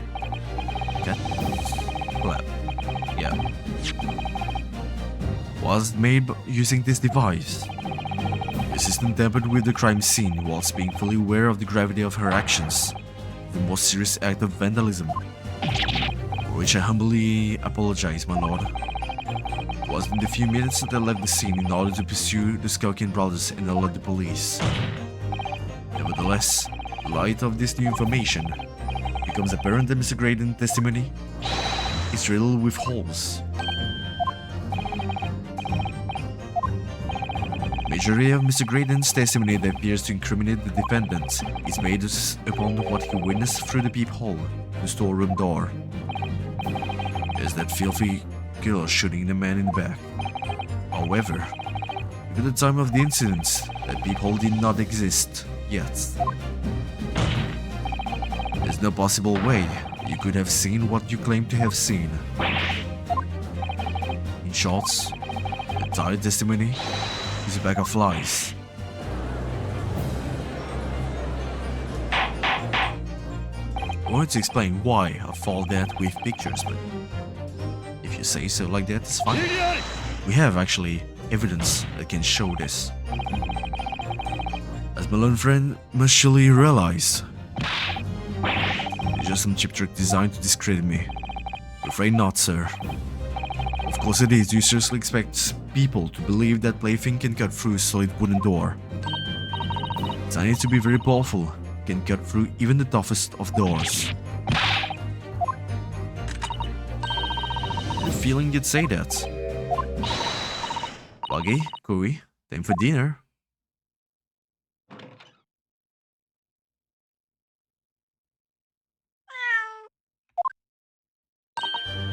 Well? Oh. Young lady, this is the Old Bailey. One does not make cat flaps in the oak paneling at the Old Bailey. Not done yet, don't worry. I mean the peephole in the storeroom door at the Windybanks was made by a machine. There's no way you can prove it that it was. It's easy. Cat flaps my cat flapperment creates are all of a fixed size. The dimension of the peephole at Windybanks are an exact match. Oseki is lost for words. Excellent work, Iris. Thank you. Now it's my student friend's turn to be lost for words, I feel. I believe your judicial assistant has already left the country for your Eastern Island home. Well, yes, that's true. You may have some difficulties in establishing all of the facts. For the sake of arguments, let's assume the peephole has dimensions that are perfectly fit for the contraption. In that case, when was the peephole cut? Prosecution demands proof of your answer. What is the purpose of your line of inquiry, Lord Van Zieks? Very simple, my lord. Defense argues that the peephole was created after the incident using this device, but now that the perpetrator has returned to her native land, she cannot testify to the facts. There's no proof. For as long as the defense remains unable to prove when the peephole was made, my friend's claim amounts to nothing more than a baseless accusation. Do we have a picture? Indeed, that is so, Van Zieks.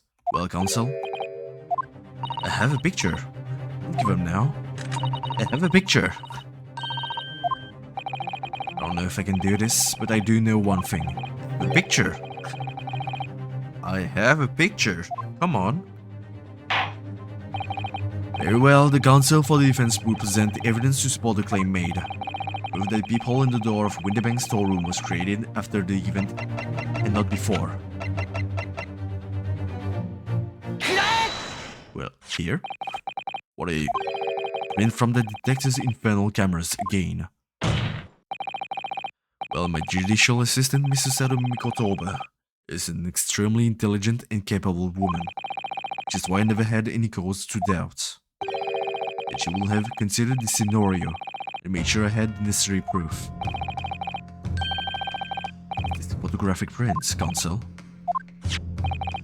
This prints shows a scene in the shop moments after the defendant entered the premises.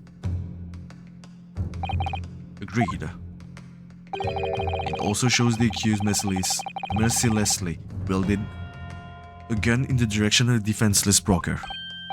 Well, yes, but more to the point, features the storeroom door in the background. I don't believe it. This really is quite remarkable. The door to the storeroom is completely devoid of the peephole of any description. Well, Mr. Graydon, that's actually the first thing that I thought about, because I completely forgot about this. You couldn't possibly have witnessed the crime as you claim to have done, because at the time it happened, there was no peephole in the door. That's what I wanted to say at first. In other words, your testimony is a catalogue of lies. Break, break, break, break, break.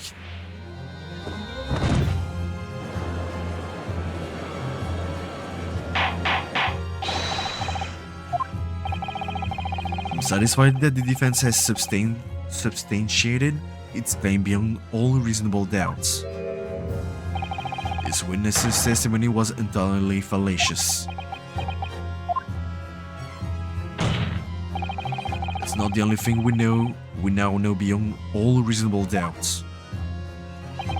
Malone Friend's assistant guilt can no longer be denied. The woman tampered with a crime scene. But more importantly, there's more. Defense may have established a reprehensible instance of perjury. There is no proof that this man is the victim's killer. That's right. Was there at the scene? True. I was shot in the arm. It's true. That's all. Yes, in fact, if you look at the circumstances, I am the victim here. No, please.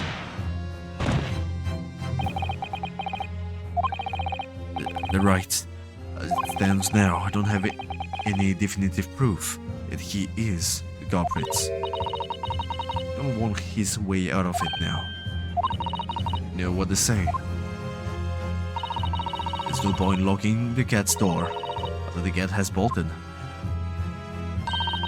Is that right, Bruno? As Holly always says, one lie begets another. No, wait, it might have been a line I wrote for him in one of my stories. Well, no matter who said it first, you're right. Mr. Graydon, not only do you give false testimony to the courts, but the lies you told make no sense. What do you mean by such a remark? What you say in testimony reveals that you know something you shouldn't have known. In other words, there's fundamental inconsistency in statements.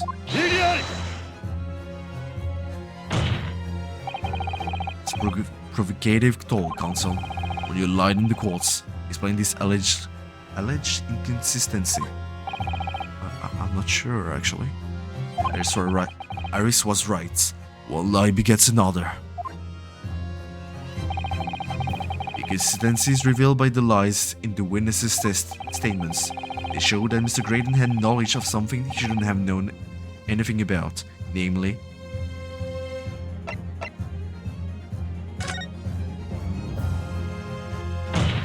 blood stains on the coats that were present on Miss Lestrad's coats.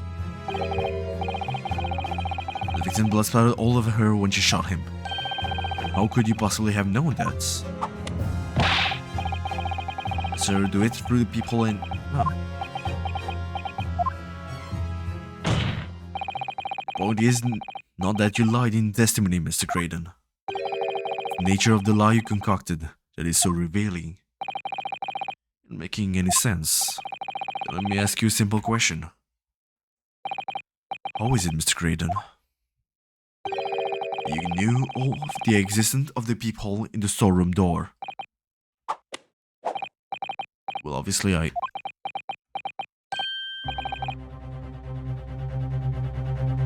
was hiding. He was hiding inside the storeroom, actually. And the got your tongue, witness. The peephole in the door was made after the incident occurred. Thank you, Rinosuke, actually. I didn't think about it. Once I returned to the shop, having failed to catch the two burglars, Lloyd and Lod's investigators arrived immediately. Since that time, the police have been at the Windybanks constantly carrying out the investigation. Isn't that right, Inspector Gregson? Well, yes, of course. The place is chock full of porn articles and my lads have to thoroughly examine them all. I gave the order to have officers walking around the clock in shifts so we get through it all. And so consequently, there's no way that you, Mr. Graydon, could have gained access to the shop. Therefore, you should have known nothing about the peephole in the storeroom door. The fact that its existence forms the basis of your testimony is completely inexplicable.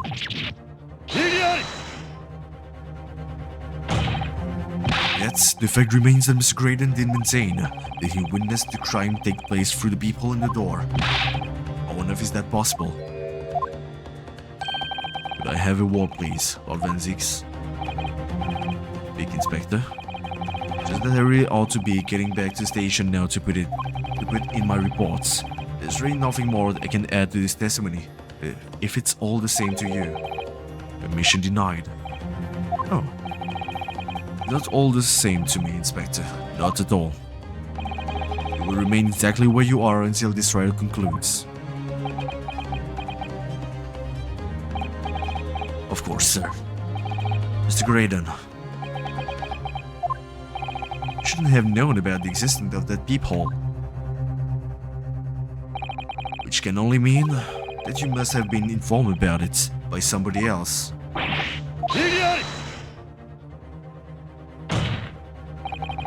Stop there, my lone friend. You realize, I trust, that the words you just uttered have extremely serious implications. I see. We'll explain why they talked together, secretly. Secretly, but not really. Not really. The defense believes that the details about the case that Miss Graydon claims to have seen thus have been revealed to him by a certain person before his testimony. In fact, considering a particular clue we have, there's really only one person that could be. Well, who is it? Give the witness details of the crime scene to facilitate his false testimony. It's obviously Tobias Gregson. Well, the truth is, it will have been you, Inspector Gregson.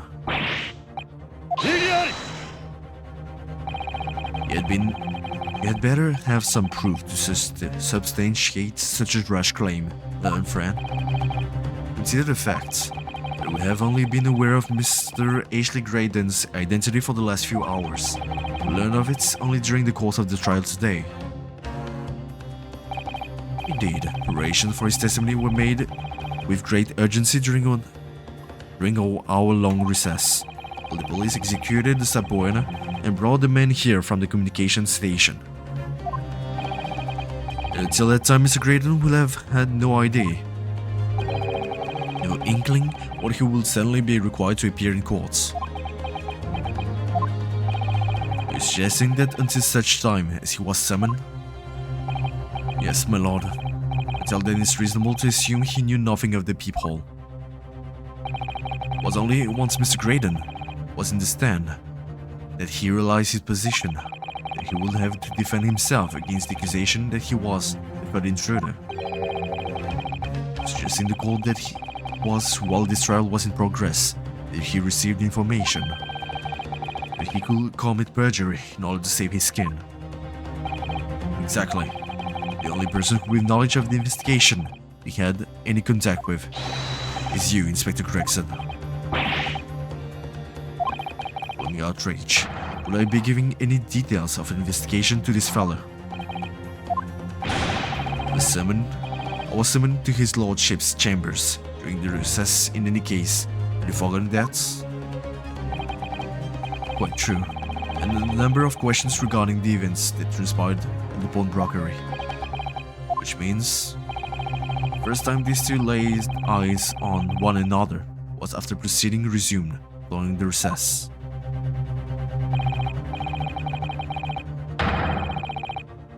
Which actually couldn't possibly have occurred. Well, it did actually. I just remembered something, Bruno. What is it? It was one time before, wasn't there? I think it was when Jenny was testifying. Now you mention it. When the bailiff was dispatched to retrieve McGilden's music box from the scene of the crime. That's it. It was during that testimony. I remember finding it strange at that time. Mr. Graydon and the inspector seemed to be having some kind of secret discussion. It would have been possible for you to give Mr. Graydon the information he needed then.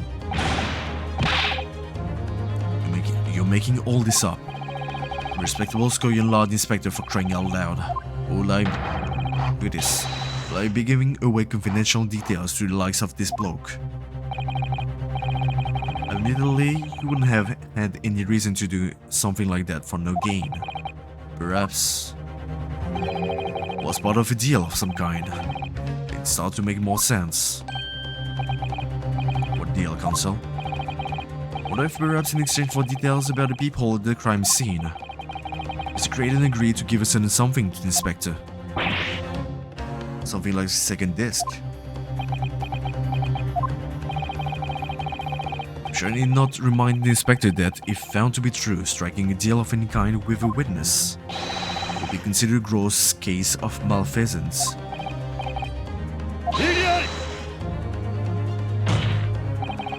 It's becoming clear that jumping in with accusation is this Timpani's student's specialty. Well, I don't do that. With the stakes so high, the prosecution is not prepared to listen to baseless charges. It is incumbent on defense now to present evidence in support of this diabolical claim. Evidence?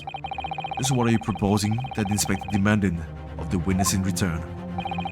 The court must see proof of this alleged deal. If Inspector Gregson really did strike a deal with Mr. Graydon, then logically there's only one thing he could have asked for. That must be it. It could be... yes. It's the missing link that will join all the dots together in this puzzle. Okay, what evidence explained the nature of the alleged deal Inspector Gregson made with the witness? Second disc. Inspector Gregson. Besides this murder, is it not true that you've been working on another very important case?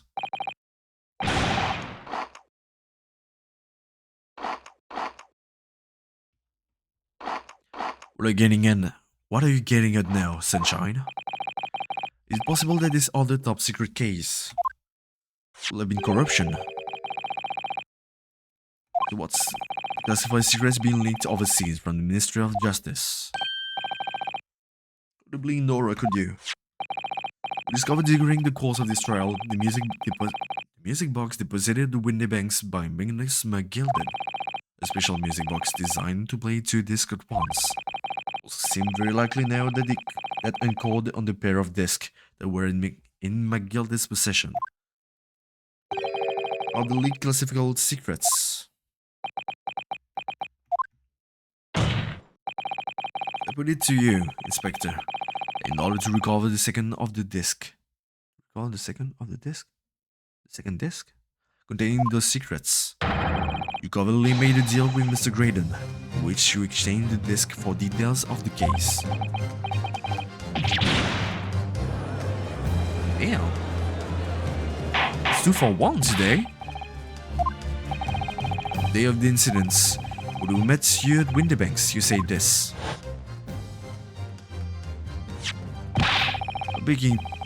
I'll be taking that, whatever it is, of Mr. McGilden's down to the yard. Thank you very much. Hand it over. I'll give it to him. It's mine, that is. Mine. I'm sorry, miss, but anything belonging to McGilded has to be taken in as evidence now.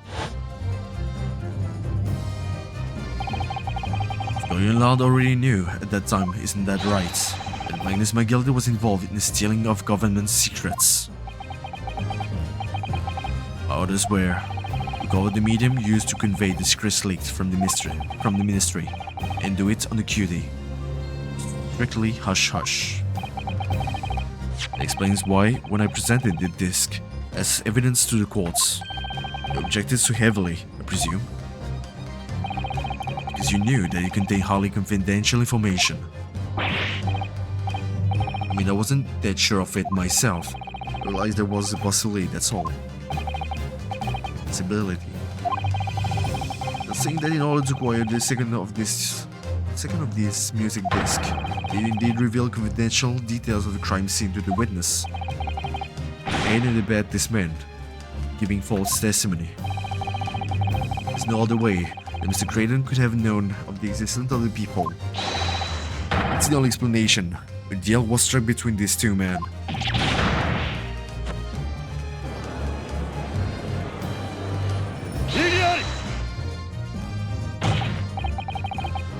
If and I stress if, stubborn assertion turns out to be true, founded in truth. It will mean that the second disc is, as we speak, here in this very courtroom. Maybe. How could you make a claim like that? Because Inspector Gregson is a Scullion Law detective. As a seasoned policeman, the Inspector will have approached this alleged deal with caution. Certainly, he will not have accepted the gentleman's agreement in this matter. He will have insisted on having the article agreed upon in the palm of his hand. Do you mean to say, Inspector Gregson already has the item in question in his possession? He has the second disc actually on his person. Evans demands that the inspector search at once. They could only have struck a deal with each other when Ginny was testifying before. Rexy hadn't moved from the witness stand since. My lord, please.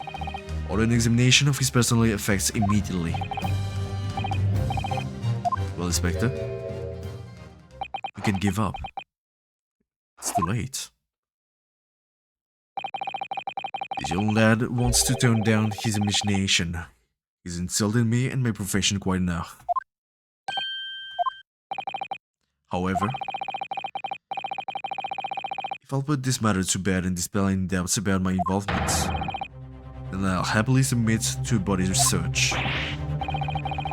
He's going to agree to it. I presume you're aware of the premise on which you now teeter my learned student friend.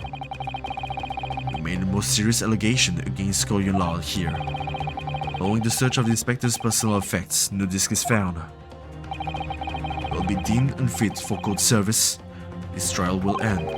My country's government will formally demand of yours that you are severely reprimanded. Wow, that's a lot. If a visiting student makes such defamatory remarks about the country's most senior police force, it is not something Her Majesty's government will be able to overlook. Just fretting, Bruno, because you're scared. The accusation is beyond serious. You must be prepared for grave consequences. I'm fine. I can't imagine Gregson would have accepted the gentleman's agreement for something so critical. This must have physically changed hands, which means the inspector should have it. But somehow, something doesn't feel quite right here.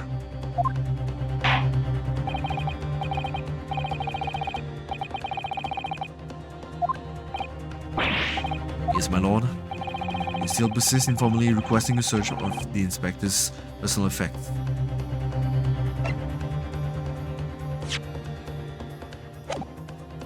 Oh. Yes, I want to say search someone else, but who could it have been?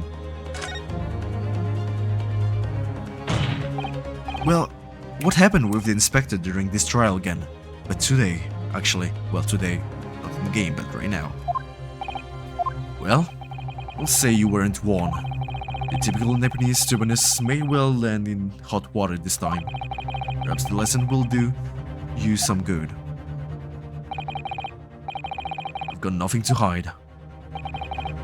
Very well then. Bailiff, conduct a search of the inspector's personal effects. Oh, objection. Oh, that's weak.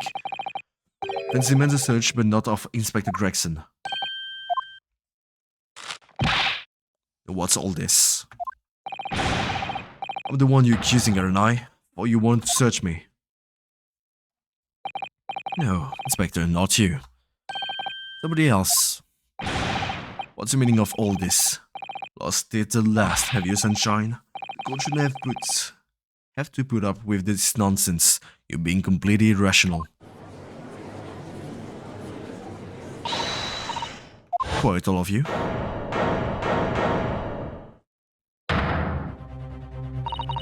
Just doing what you all told him to do, and having the courage of his convictions.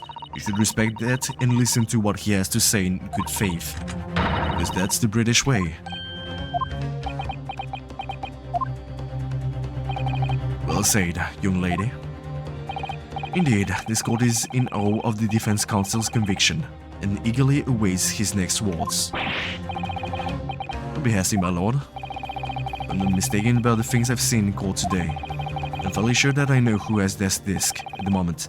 There's only one person it can be. Counsel, of whom do you request this search now? Nash Skulkin. Mr. Nash Skulkin. Me? Him? Him? Very well then, bailiff. Restrain the witness and conduct a thorough search of his personal effects. Please, my lord. It's going in law as to object to this search. Oh. Unfortunately for you, Inspector, the objections carry no weight here. In this courtroom, only the prosecution and defense have the authority to object. Lord 6. I have no idea what forces are in play that might influence your actions. But personally, I have no intention of obstructing the course of this trial. Bailiff, carry out the search. No, hold on a moment. I don't know nothing. Nothing about no disc. Cut it out. Ah, here, my lord. In the witness's pockets, I found this. That's another music box disc. I don't know nothing about it. Nothing.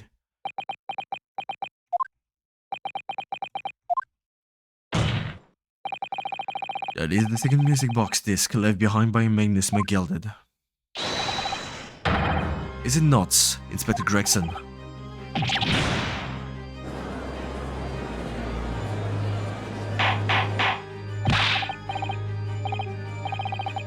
What have you to say for yourself? Gordon Fleming Bennett. I swear I know nothing about that disc. Honest to God. Could you please explain what exactly is going on here? The alleged deal that was struck was between this witness and this detective, no? Without question, my lord. And for pity's sake. Why on earth was this man in possession of the disc that the inspector traded for information? Inspector Gregson is a shrewd, calculating man who rarely loses his composure. But at one particular point in this trial, he exhibited some unusual behavior for brief moments. What unusual behavior? It was, yes, during my cross-examination of Mr. Graydon. No need for flashback, actually.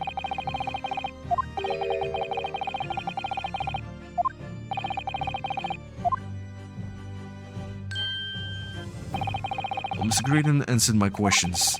The inspector appeared to have grabbed Nash Skulkin by his coat, while shaking him violently. Yeah, he did and all. Though me noggin was gonna fall clean off, I did. Was wishing I'd been born as me brother I was. What exactly happened to make the detective attack you like that? Ain't got clue. He suddenly turned and grabbed me, whistled like that and started shaking me. Why the blazes didn't you mention the third gun when he got you down the station? That's what he said. Got it right down my ear hole. He did. My head's still throbbing now. The way the detective behaved then was extremely out of character. Looking back now, has it been that he did it? It was the opportunity Inspector Gregson created for himself in order to hide the disc. He hid it. Afraid I failed to comprehend the motive here. The detective had acquired the disc. It was after. Why on earth would he then proceed to hide it in another man's pockets? This is a court of law, and have submitted the item as evidence. But here, my lord, the inspector was not at liberty to do that. Extreme excitement has some special conditions.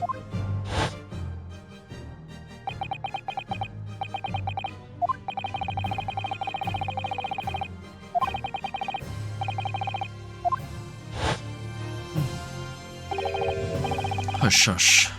Top secret assignment, is it? As far as we're aware, the information stored comes from confidential government communications. It seems that if the information were to be revealed in court as evidence, it will be problematic.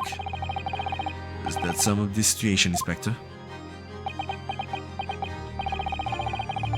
Operating under direct orders from the Ministry. I'm afraid that I'm not at liberty to answer the question. Realizing there was a chance that you may be searched here in court, took steps to hide the disc you had acquired from the witness. Does this mean? Well, I pretended to attack Mr. Skulkin in order to get close enough to him to slip the second disc into his pockets. Was all a pretense?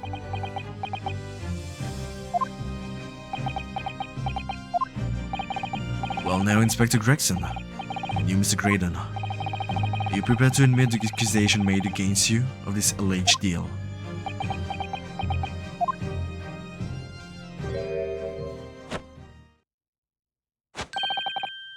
Admit to it, yours truly, please. But your recent visitor has an uncommonly active imagination. However, there's no proof that I passed that disc to the inspector. But then, would you explain the reason why you knew about the peephole? I'm under no obligation to explain.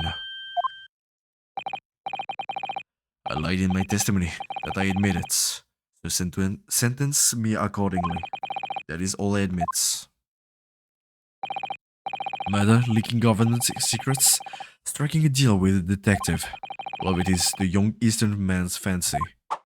I have no idea what any of that is about. Well then, I guess the only thing left will be to listen to this disc, I guess.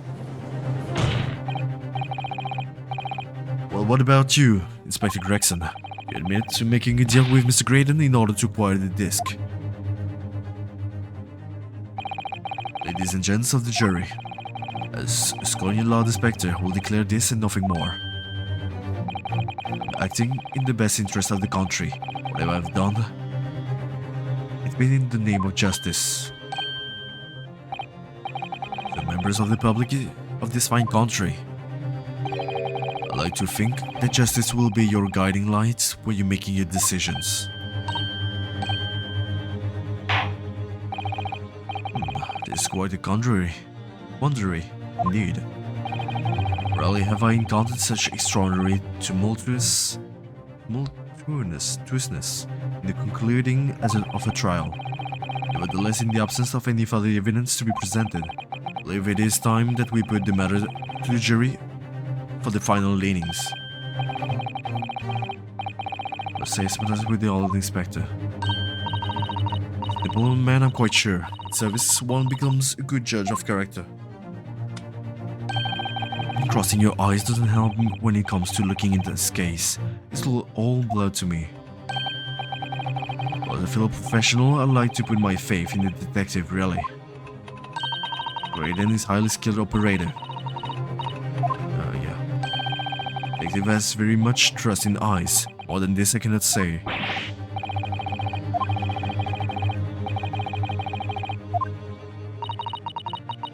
Is Jenny going to be found guilty? If I manage to produce some definitive evidence right now, then we're going to lose. Prove that Graydon killed Mr. Whitbank or stole those government secrets. Or some evidence to force Gregson into admitting that he struck a deal with the witness. I think it's time as imposed on the jurors to declare their final decisions now. That is, unless you have some compelling evidence you have thus far not presented to the courts. Let the judge call on the jurors to announce their leanings. General will be found guilty. There's no other choice then. You have not to throw some more evidence at them. All comes to this. Who do I present? Evidence against Gregson or Graydon?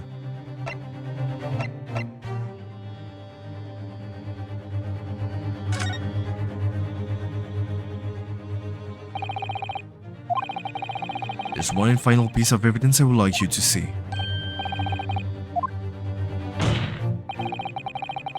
You refuse the knowledge that you did in fact strike a deal with the witness here today, and you leave us no choice but to examine this piece of evidence. Raleigh.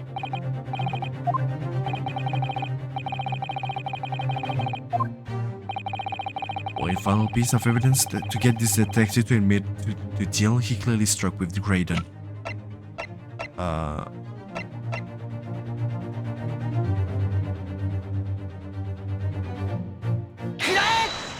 Alright, it is to listen to the disc.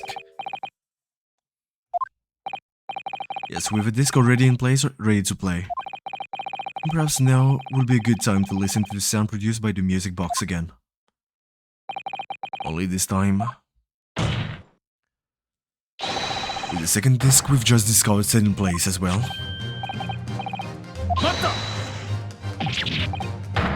Well, you have to admit it then. This disc is indeed the one that you're looking for. Is this that you got from Graydon or Milverton? Because it's got nothing to do with this case. That's why. Not true, Inspector. Evans has already proposed that the sound heard by the court earlier from this music box were part of a Morse code message. We know that Morse code comprises anyway, of two distinct tones. Evans believes that the second disc contains the second tone needed to complete the message. And we have a chance to confirm that theory. State secrets here. Because letting the whole courtroom hear confidential information like that is treason. Well then, do you admit it? In order to protect the state secrets, you engage in unlawfully dealings with the witness. You're mad. Let that secret information out into the public domain.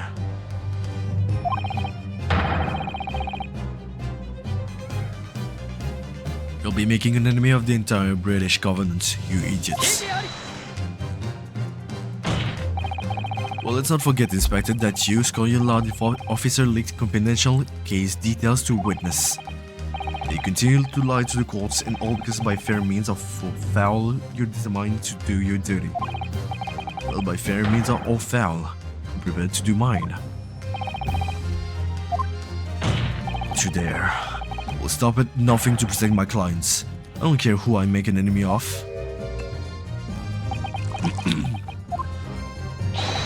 My lord, if you please. One must hear the sound made by that music box. Morgan Ziggs, for Pete's sake, stop him. Hell yeah. Inspector, you should know my methods by now. I'm a prosecutor. I'm not going your loud puppets. This This courtroom, my duty is to the law. So let me propose a toast to uncovering the truth. If fair means I'll foul. Thank you. Here's. Very well, the defense stands here, and that of the prosecution has been made very clear, I feel. Therefore, in accordance with the defense request, people will now listen to this music box, as this music box is set in operation once more. This time with the second disc in place, and both discs playing simultaneously. Ooh.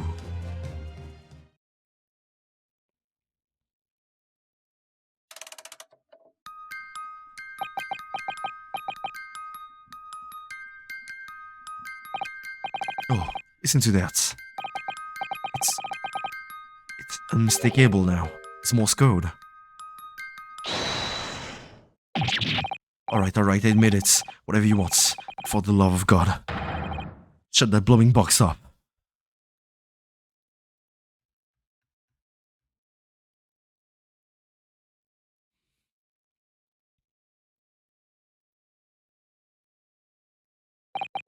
Well, let me ask you again then, Inspector Gregson. Did you, or did you not, strike a deal with the witness next to you in the stand, Mr. Ashley Graydon, Omnivoton? Specifically, do you furnish the witness with confidential case details in exchange for this music box disc? You revealed the existence of a peephole in the pawnbroker's storeroom door, Inspector. I did. What are you doing? It's so exactly like a young Eastern lawyer said. When trial resumed after the recess, we were stood here in the stand together. That's when he approached me with the deal. Aside.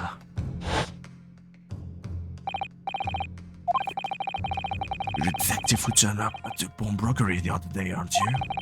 May have something you're looking for, Inspector. With me at this very moment. How about a trade? I suggest you accept information that may make certain individuals uncomfortable, but will soon become very public indeed. I will let that information become public knowledge, not under any circumstances. So I accepted this man's proposal and told him details about the case that should have put him in the clear. The peephole in the storeroom door, the bloodstains on the overcoats. By giving false testimony, the witness intended to have the defendant wrongly accused of murder. Inspector, you knew that. Did you still reveal those details to facilitate the witness's perjury? I did. But then it turned out the peephole had only been made that night after the incident took place. Superior-in-law wasn't aware of that, I'm perfectly honest. Well, Mr. Graydon, what do you have to say for yourself? Come on, it's been long enough. Let me go. There's nothing and no one left for you to hide behind. You struck a deal with the inspector in order to escape conviction of a very serious crime. Namely this. You are the third intruder who broke into the pawnbrokery on the night in question. And you perpetrated the murder of the proprietor, Mr. Bob Windybank.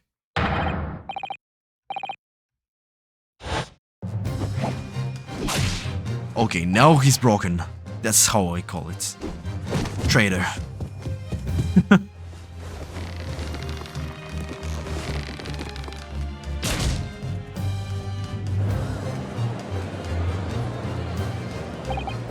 Relief. Restrain that man. At once.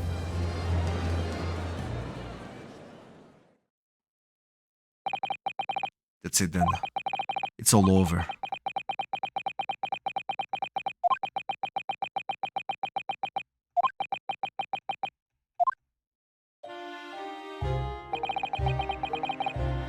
Despite my life growing up, the slums are vile places.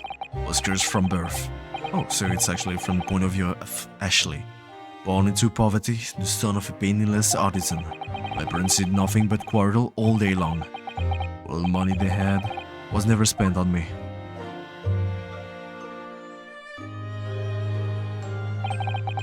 set about studying to better myself and one day escape from the hellhole. He eventually became a communications officer, admired determination. But then he decided to try to sell government secrets. Why?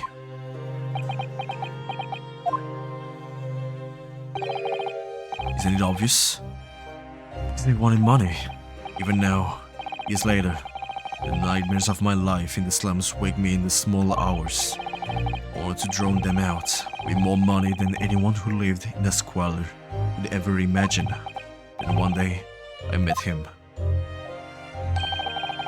Mr. Magnus McGelded.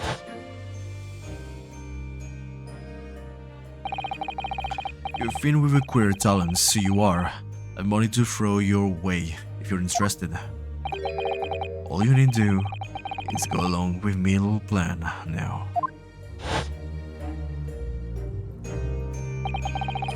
It was to steal the ministry's telegraphic message logs, and McGelded will buy them for a handsome sum.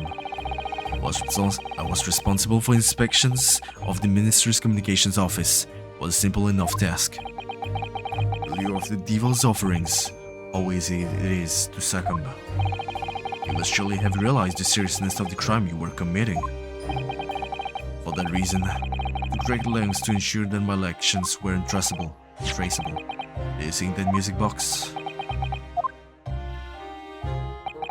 My father was a brickmaker, though my mother divorced him when I was still a child. Mr. Mason Milverton.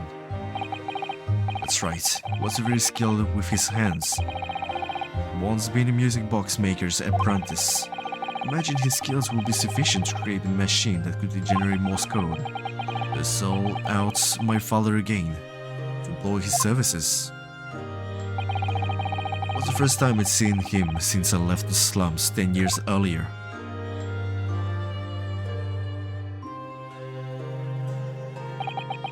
Look at you, Ashley.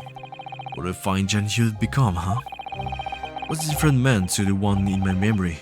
A thin, frail old man. Poverty had never broken him, never corrupted him like it had me. Was sure that he wouldn't help me if I told him the real reason. I made up a story. Got some work for you, father. There's a music box disc made. Music box disc, huh? A mutual friend of mine has written some music he wants to sell to the public. Wrote the score with me. That too, actually. Delighted my son. It's been 20 years since I did any work little like this, though. Fetch my tools, would you? In the lofts. That's how I had him make the 2-disc. Thereby splitting the information in two, you were making considerable precautions indeed. Let's protect myself as much as anything. I mean, I could deal with McGelded in 2 separate transactions. First, I involved the first of the 2 discs, the music box, for playing them. Exchanged them with McGelded for 10 guineas. And the receipt of the second disc will pay 1,000 guineas. What happened on the omnibus 2 months ago was the second part of the deal, the exchange of a second disc. I sold the man information that way a number of times already. It seems he became reluctant to part with his money. Didn't quite make sense, Mr. Graydon. Why was it that on the omnibus 2 months ago, father, Mr. Milverton, was the one dealing with Mr. McGelded and not yourself? I received 1,000 guineas after my first completed dealings with McGelded. I decided to give 200 to my father for his troubles. But my father realized something was amiss. The time he walks out that I must be involved in something dubious. And when he did, he said to me, "Next time there's an exchange, you let me, your old man, do it, understand? Otherwise, I won't take your money anymore."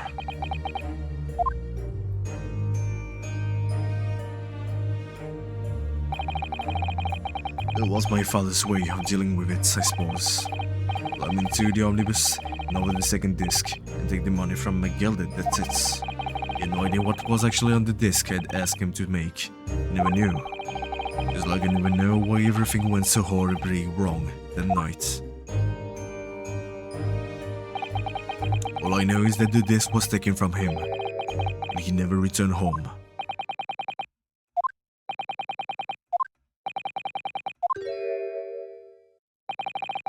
It was only then I found out what sort of monster my gilded ray was. After 10 years of not once uttering it, I swore on my father's name.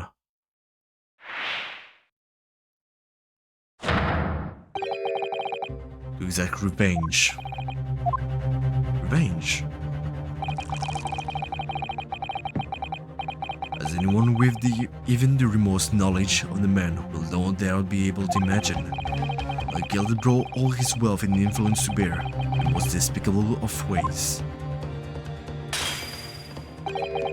Crush any semblance of justice in this trial.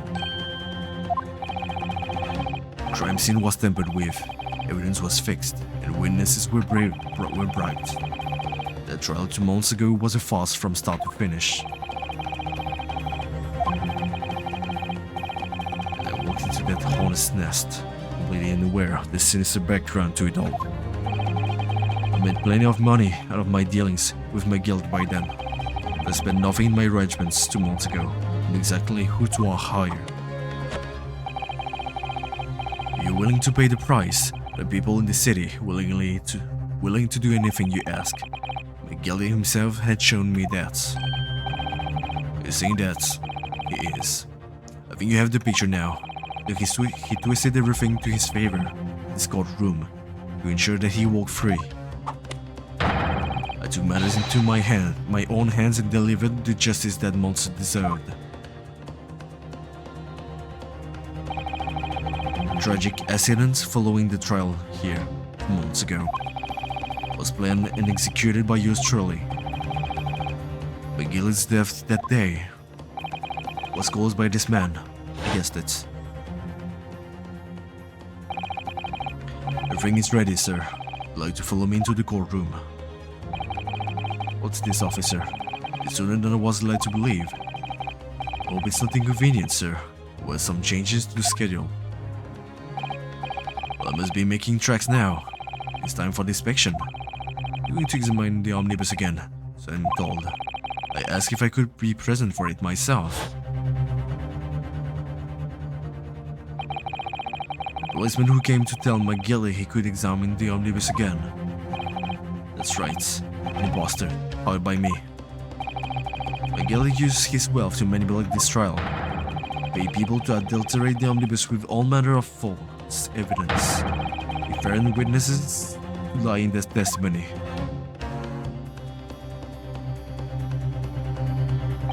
So I gave the man a taste of his own medicine.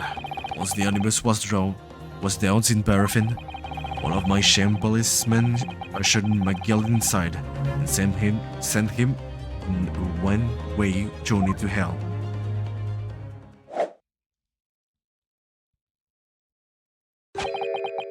An eye for an eye.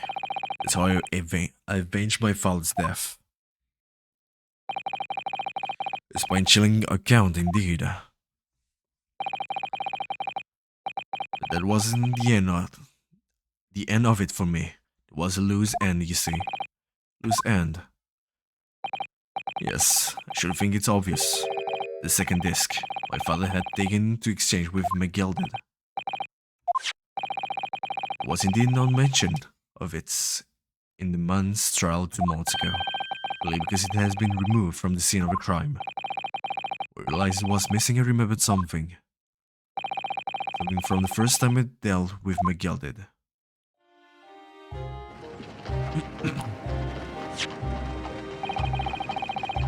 It's the first of the 2 discs and the music box you need. Look at that now. What an ingenious little invention. So then, as promised, 10 guineas for you, young man. What's this? Woody Bank's pawnbrokery? It's a pawnbrokery's tickets, so it is. You can use it to redeem an article I've deposited there for you. There's no need to give a name. Just hand over the ticket and tell the fiend the watch ward. I put a jewel in pawn for you. Bet you good 10 guineas if you sell it, so it will. I've never heard of pawnbrokery being used in quite that way before. Maybe not, Mr. Graydon. London's pawnbrokeries are very useful places, you know. Each one is locked in extremely secure vaults. That's how it all started.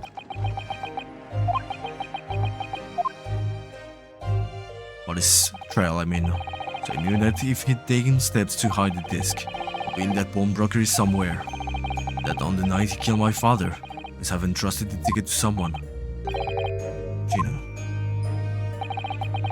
I remember now that when we first met you at Windybanks that afternoon 2 days ago, you had the description of Mr. Strad written down.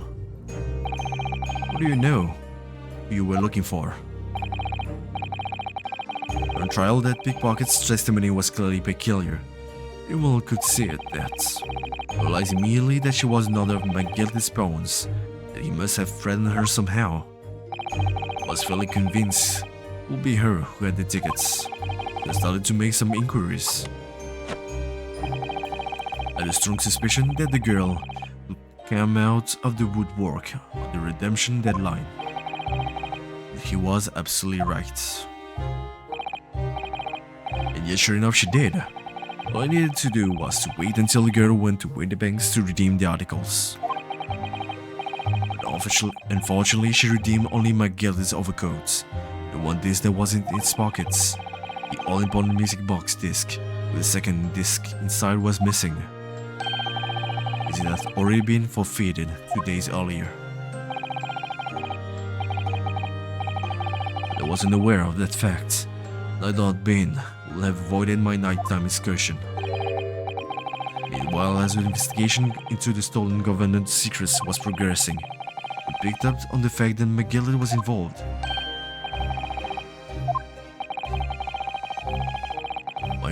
My orders were to recover the stolen information as quickly as possible. We started gathering the fellow's possession and examining whatever we could lay our hands on. We had a full-scale investigation going on at the yard, but we had to keep it as quiet as we could. Then when Inspector Key took the disc from me, the pawnbrokery that day, I became nervous. I'm sure the music box and the second disc were still there, in the shop somewhere.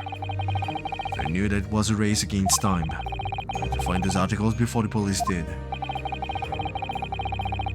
That's what prompted you to break into the place that same night.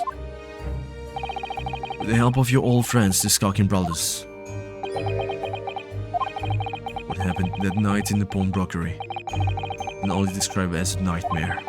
While Nash and Ringo were searching the counter, located in the music box, I told them I gilded on the shelves of forfeited articles. And the second disc was inside?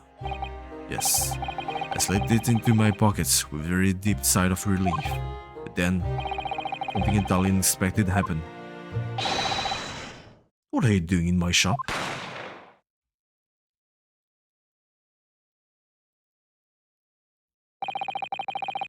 A gunshot rang out in the shop, and I felt a sharp pain in my left arm. Broken fire his gun, and the bullet pierced your limb. Yes, exactly. But unfortunately, I decided to bring my own gun with me that night, just in case.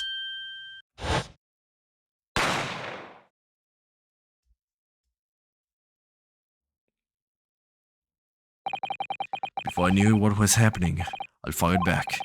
The man had already turned to flee, and intended to fire in his direction, much less kill him.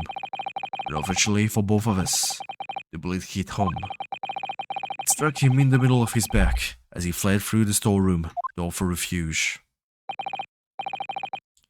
Sorry tale. All took place in the blink of an eye. Imagine Nash and Ringo even realized what had happened at first. I was terrified, so I fled. And that's the whole story. That's everything that happened in Windybanks on that wretched night.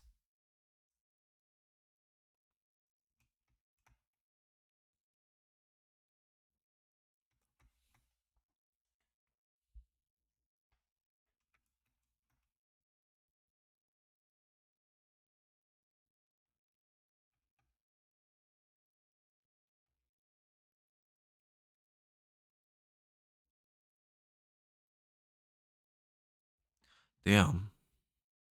Well, it's more or less what I guessed, but not exactly. A leader called McGilda the Monster, a man who used his wealth and influence to distort the facts and escape justice from the crime of murder. What tragic irony. What you have done is exactly the same. You become the very monster you so despise so deeply in McGilded. Yes, I think I have.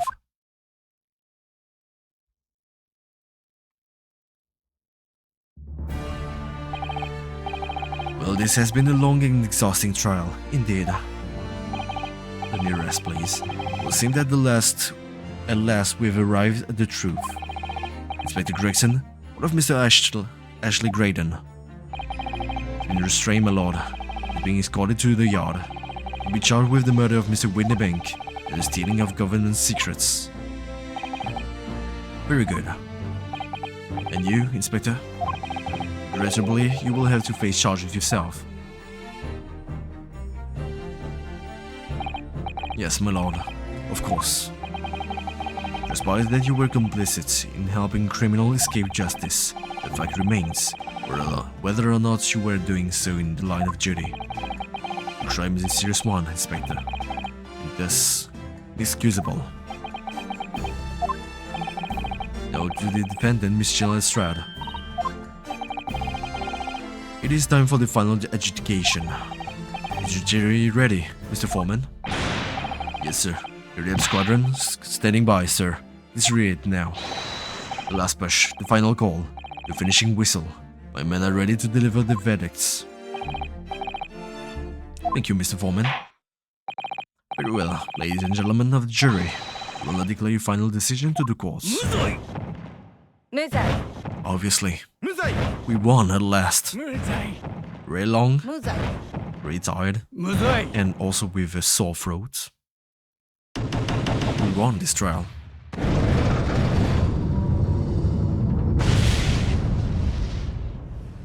And just to say magnificently. Oh, that's the stuff. I'm off the hook. Finally, Reno. Finally managed to do it. But I needed is the word. I wasn't sure if we'd come out on top of for a while. Sure. So just right. The best lawyer in the world. Miss Lestrade, I'm not finished with you yet. What are you looking at me like that for? Before you start enjoying your freedom? There's any other crimes to consider, Perjury. Months ago in my courtroom, no less, you gave false testimony, do you not? In relation to this trial today, not only did you unlawfully enter Winnibank's pawnbrokery, you also attempted to abscond with Mr. McGilden's property, it seems. I'd never done nothing of sorts. Of course not. Like you were gleefully wearing McGilden's coat in your cell yesterday or anything. Just when I was getting excited about throwing a party for Virginia this evening. Turning my attention to defense. Reminding that when played together, the music box disc containing a message in Morse code was, well, was certainly a most unexpected revelation, Consul.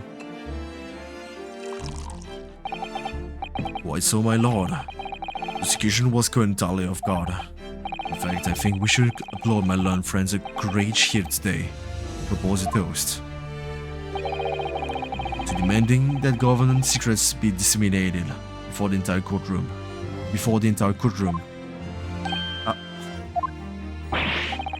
Very sorry about that. It was the only way I could get Inspector Gregson to admit to what he's done, so... If I may say something at that point. Jury number 5. It's about the sound produced by the music box disc before. I do wonder if that was really Morse code at all. What are you saying, madam? Just I'm really rather fanatical when it comes to Morse code, you see. So much so that the whole wall seems to be covered in dots and dashes to me, in fact. Goodness, madam. An healthy level of obsession one feels. I must say that in my opinion, the sound produced by those discs were nothing more than that, a meaningless series of two different tones. It has been tempered by the creator. It wasn't Morse code after all. My lord, this would like to listen to the music box again. How many times do you have to tell you, does this contain ministerial secret, Sunshine? This courtroom is not an appropriate forum to discuss the nature of the government communications. You know McGill conspired to trade national secrets with our enemies. Secrets acquired from Mr. Creighton. The man has admitted to his crime. We have no need to pursue the matter further. It's really bothering me. Miss Lestrade, my lord, which you have seen today here in this courtroom has been extremely disturbing. Classified evidence, intimidation, perjury, grim catalogue of depravity. The appalling experience to befallen a child. One day nothing I don't see most days in the back slums. I beg your pardon. You're weak, you pay for it. That's just how life goes. Look, we're gonna work something out today. Well, it ain't fair, but if you want it to change, you gotta start at some. You gotta change how you are yourself. Well, that's a very laudable lesson. I would say. I really look forward to the born again Miss Lestrade never gracing my courtroom with her presence again. Let me free. Now, with regards to the murder of Mr. Bob Whitneybank, proprietor of a pawnbrokery business on Baker Street, I hereby declare defendant Miss Gina Lestrade not guilty. Let me go, please. My throat is so destroyed.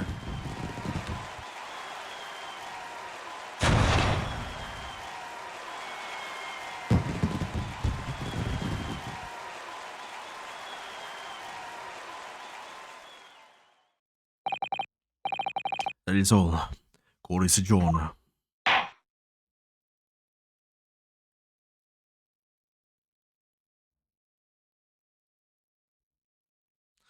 Please.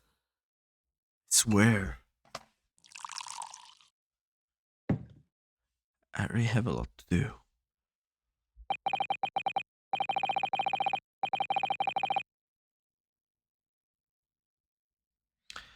On a personal note, I must say you surprised me, my far eastern friend. Oh. Despite being an Japanese, you saw through the pretense to the malice that festered within the Englishman. But at the same time, saw through the cream to the surprisingly heart of your English lines. You have a curious talent for judging characters, especially considering of very different cultures.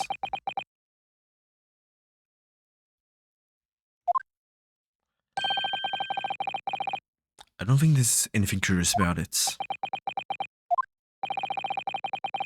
Whether we're from the Empire of Great Britain or the Empire of Japan, we're all human beings. We're not so very different on the inside. You know, I do this case for one very simple reason. To lock swords with you once again, here in this courtroom. You did? When I encountered you for the first time, 2 months ago, it reminded me of toasting friendship and trust with another Nipponese, only to find my trust betrayed. Through you, I hope to look into the eyes of the man I once knew, try to understand. You mentioned something similar earlier today. Total betrayal, the hands of the Japanese. What happened exactly? Well, you may ask, and one day when the time comes, we'll learn the answer, whether you like it or not. Alright, then I'll wait for that day, if I must.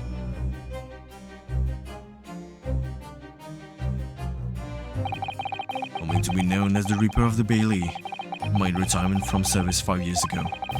Give me cause to wonder the meeting has some deeper purpose. So farewell, Malone Lebanese fellow, till we meet again.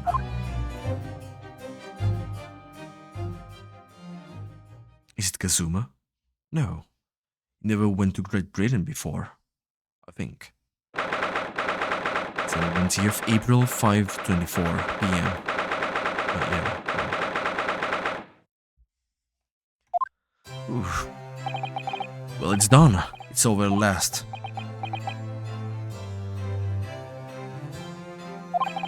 But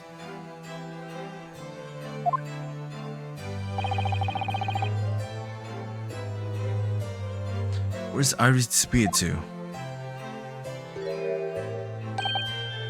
Oh. Congratulations, Gina. I knew it all along. I knew that you were innocent. Well, I did what you said, Mr. Naruhodo.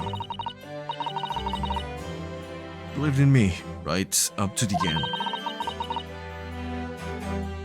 You're as odd as your name. What's odd about it? I told you I had faith in you, didn't I? No one ever has before, you see? Did promise. I mean properly. That's awful. Figured something out today. All my life growing up in the slums, I've never trusted no one. That's just cause I've been scared of being stabbed in the back. I mean, the more you trust someone, the more it hurts when they let you down. I think you can understand that. After all, I had a taste of it that trial 2 months ago. I chose to trust someone and paid for it. The betrayal left a big scar. You never know, Gina. I worked something out quite recently too. Trusting in someone else is really an exercise in learning to trust yourself. And when your gut tells you it's the right thing to do and your trust is rewarded, there's no better feeling in the world. I think I have you to thank for reminding me of that valuable lesson. Well, if you say so, it makes a felt lot of sense to me though. Trying to say that putting my faith in you, Gina, has been a real pleasure. I'll pray out loud backing in. I suppose I still feel the same way. I mean, sometimes trusting someone else is, you know, alright. Thanks. This is the way I see it, Ryunosuke. If his lawyer is only good as his faith is in his clients. And that comes down to how much faith he has in himself. With experience, I'm starting to feel like I understand what you mean, Kazuma. Am I living up to your expectations? Or turning out to be the lawyer you believed I could be? Pardon the interruption.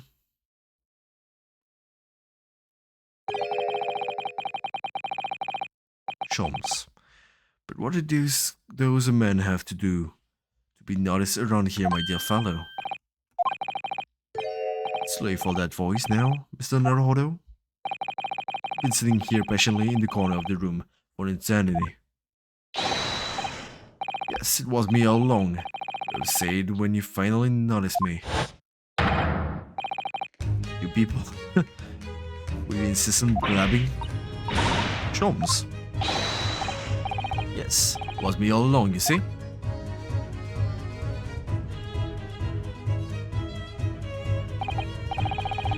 I assume you'd be taken back to the hospital, to be honest. Indeed I was. I managed to escape again. I happened to be aware of 1 or 2 photos of the doctor who was tending to me. He made my knowledge of them known to the man. He happily issued me with a leave of absence. Oh, very above board. But enough of my adventures. Was a fine victory, Mr. Naruhodo. At least it was justly rewarded, I feel. Congratulations are in order. As a close friend, I tip my hat to you. Thank you. Some great detective you are. Great at being cold as ice, maybe. If I asked you in some way, Miss Lestrade, well, I've been having a snooze in your nice soft bed. Some of us have been fighting for our lives. Well, that blood did cause me a lot of substantial amount of blood, is true. I've indeed been feeling somewhat cold. Not perhaps as cold as ice, but well, have a feel. Take your hands off my neck, please, Mr. Shums. My neck? What? In some I suppose congratulations are in order for you too, Miss Lestrade. What's that supposed to mean? Why so half-hearted? Well, actually, it isn't my intention to alarm you, but... An acquittal in a trial with the particular prosecutor is perhaps a little precarious. Hold on, Shums. Not alarming in the slightest. Oh, Reaper, you mean? Or who's found not guilty in trials was walking on winds up dead anyway, is that it? 3 points? It's a fight by the fate of Mr. McGill, in fact.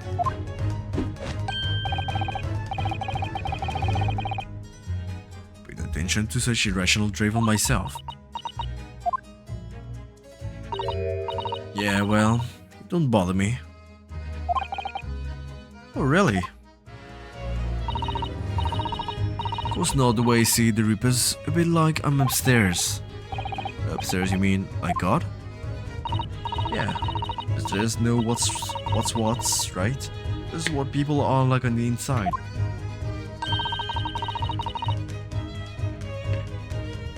Won't have it got the wrong end of the stick. Got some goes like that book trotter? Or run to the core, at the end of the day, I'm not going to... It's time to be real. Hans, we need to speed up. I like making little sports against scary principles, you see. The training which is to be in mind, Mr. Strad. Just give me a rest, alright? I was saying, congratulations are in order. News of your quarrel was very welcome news to me indeed.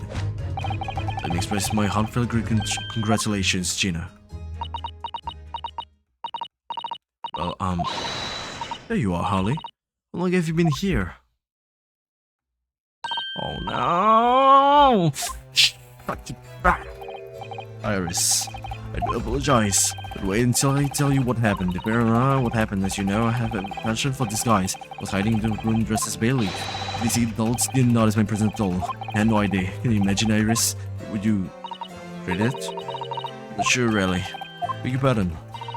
I'm sorry, Harley, but just don't have the Whaley presence you seem to think you have. But you really ought to be careful about that. It's going to land you in troubles. Some days. Be careful. Anyway, that's a shame. So hoping to throw a party for Jenny tonight, but you won't be able to come, will you? Look, I'm going to be going nowhere for a while. A judge's partner. Got stuff to make amends for, apparently. All them offenses. What was it again? Breaking and entering, taking the book trotter stuff? Wasn't the lug, blah blah blah blah. I think you'll find that basically being a pickpocketing is the main offense. Having an offense, it's a job, and it's... Not really. I swear, I'm sorry, but it's just so late and I'm so busy that I can't stay. I could save, I know. Never I will. Not until I reach the end. That's my motto. Well, with this game. Only with actual saves from the game. Maybe I actually did once, but I don't like it. You didn't start off as a lawyer, did you, Otto? Well, no, but I was never a pickpocket. Well, anyway, I reckon I could make a change. Could I do something for all of them? Something that makes a difference for them. It's a wonderful idea, Jenny. I'm sure you can do it.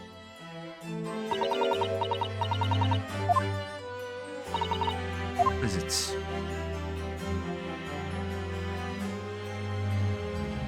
I'm going to pass out. Nothing.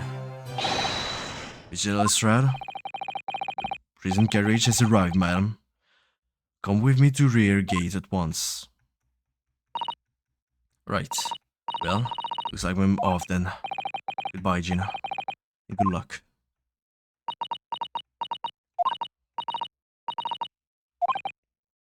Mm-hmm.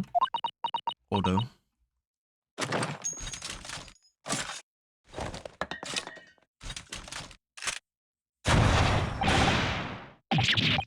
What was that for?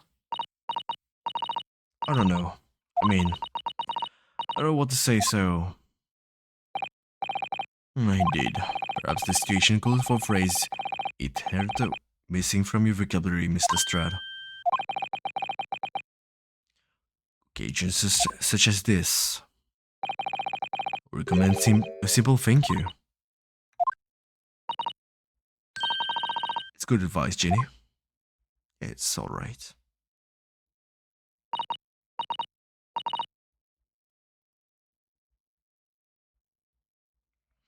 I see well.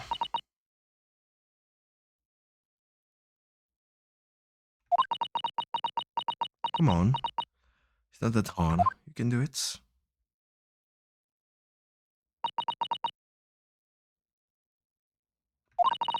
Thanks. Thanks, Odo. Oh, if hair is like that, Braden. It's very impressive.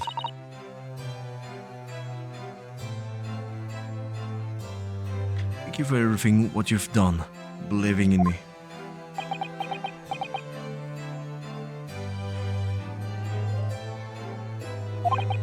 That's all. In fact, that should be my line. Thank you, Gina.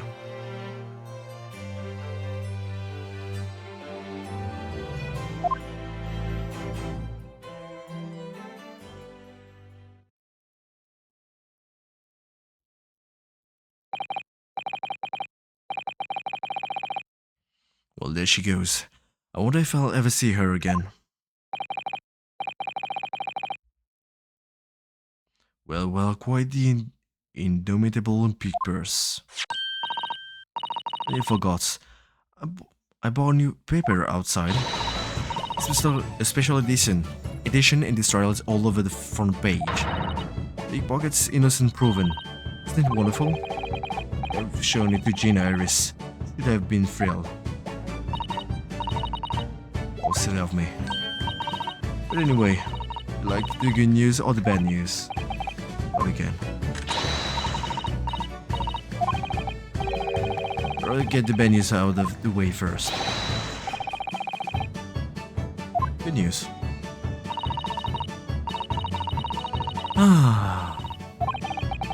Okay, let's not go there.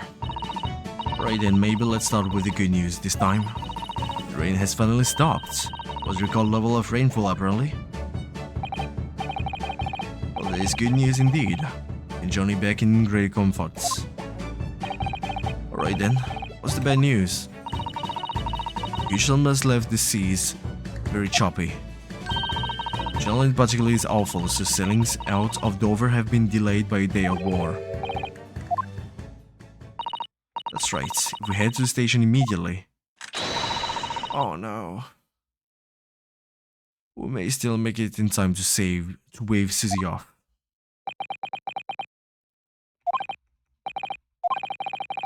It won't be a train, surely. Couldn't be that lucky. Do you think I am, Naruto?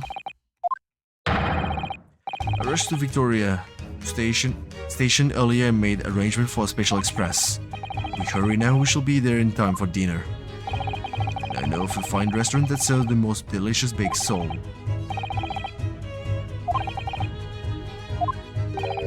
Incredible.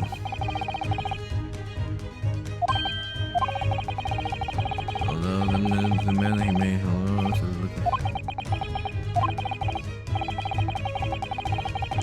Might be wise to stop manipulating people that way. What are we waiting for then? To London, Victoria.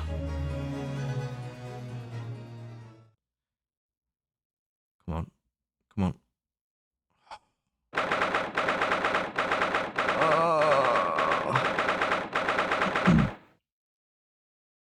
it's really the last case of this game. There's actually two games. It's a collection. I think two, maybe three. But this is only the first among those two, so that's why we're actually at the end.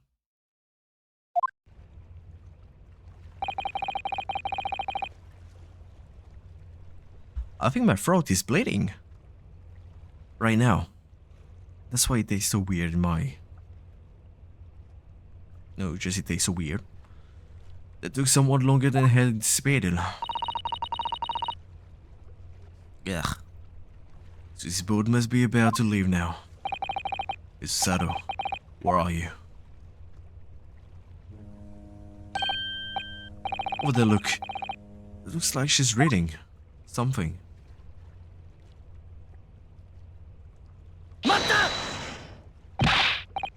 Wait, what are you doing?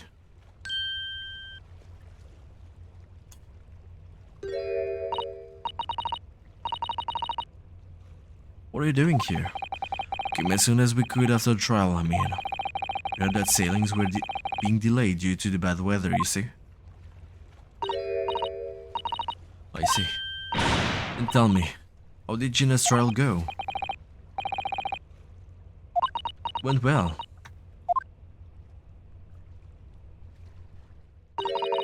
That's wonderful. Very wonderful news.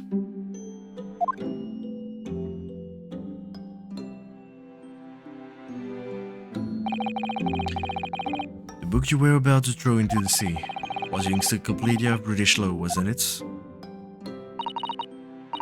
I was hoping you hadn't seen that. I'm not worth your practicing law in any way now. So I was saying my final farewell. You were saying goodbye to law. Will I be correct in assuming? Look at the peephole, Mr. Sato.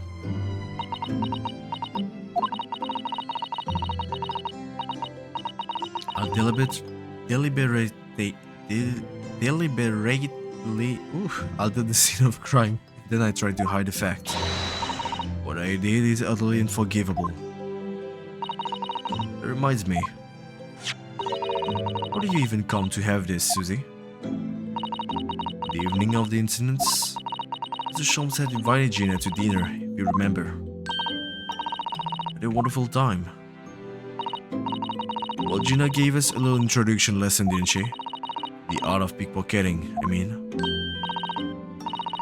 For Runo's armband.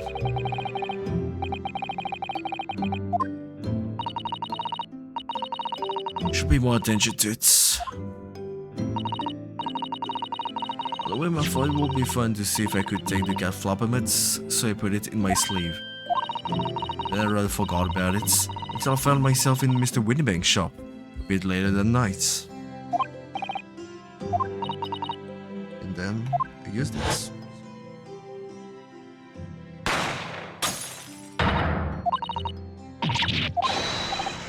It means Mr. Naruhodo.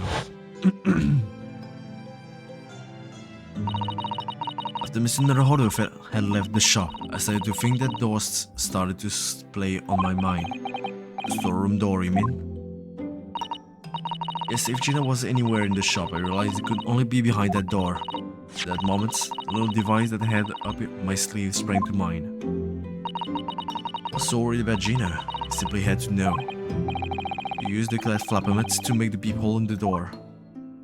It's captured the photographic prints of the shop. One of Holly's red-handed recorders. It was one of the first importance at that point. Precisely when the peephole was made, information would prove to be Mr. Naruhodo's greatest weapon. And naturally, without proof, it would have amounted to nothing.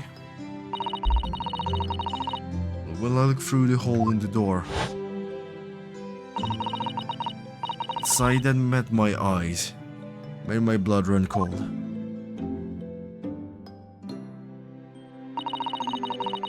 All started to run through my mind. Remember that trial 2 months earlier, trial of Magnus McGilded, about how he had manipulated evidence and arranged false testimony to secure his freedom. made the British justice system feel very dark and sinister to me. And then a terrible thought occurred to me. What if some weak criminal was planning to do the same thing? But from the appearance of the crime scene, it looked exactly as though Gina had shot Mr. Winnebank. I was sure she would never have done such a thing.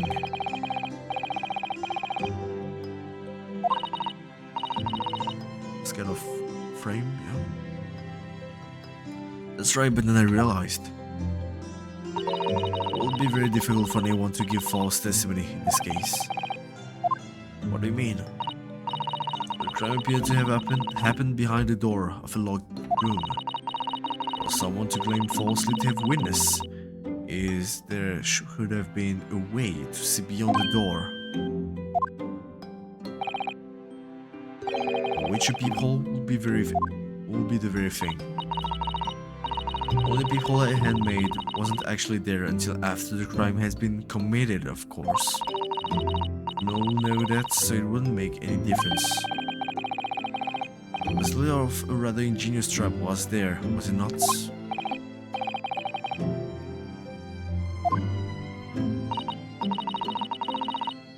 So is that why you kept it a secret, Susie? Never mentioned that you made the peephole to anyone, not even one to the police. I know, and I knew at that time what I was doing was wrong, criminal offense, even. So I decided to confide in Mr. Sholmes. Mr. Naruhodo was completely backed into a corner, with no other possible means to escape. Truth about the peephole could save him, was my plan. Then, wouldn't just tell me everything before the trial began. Nothing straight. If she had done that, he would have rendered you complicit in the whole escapade. Not. You have been the crime scene. Instead, I decided to shoulder the burden of responsibility alone. For your sake and Mr. Strad's.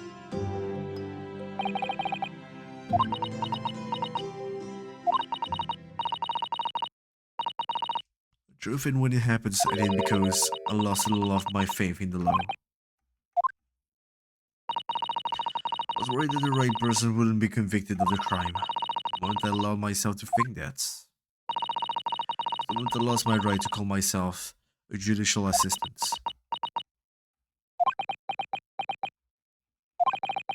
What he did isn't comparable to what he did. Raiden is the one who lied. I want to stand using the peephole as a way to implicate Gina. Besides, the peephole inconsistency hadn't existed. But I'm not at all sure that she would have been acquitted in the end. But you did save Gina's life. Well, if you can't waltz Mr. Naruhodo, you save me too from my regrets.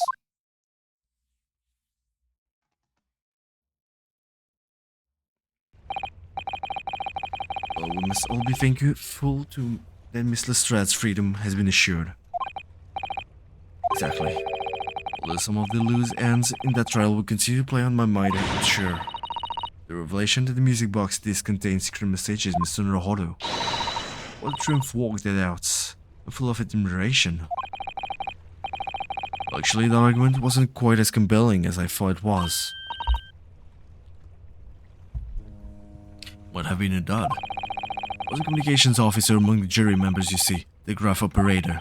You say the majority of the sound on the disc were just meaningless tones.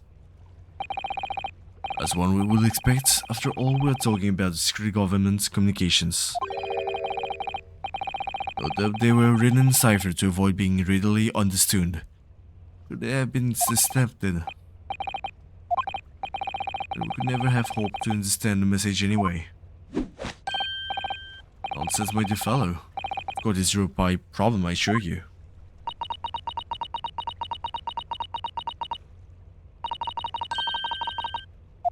Hey.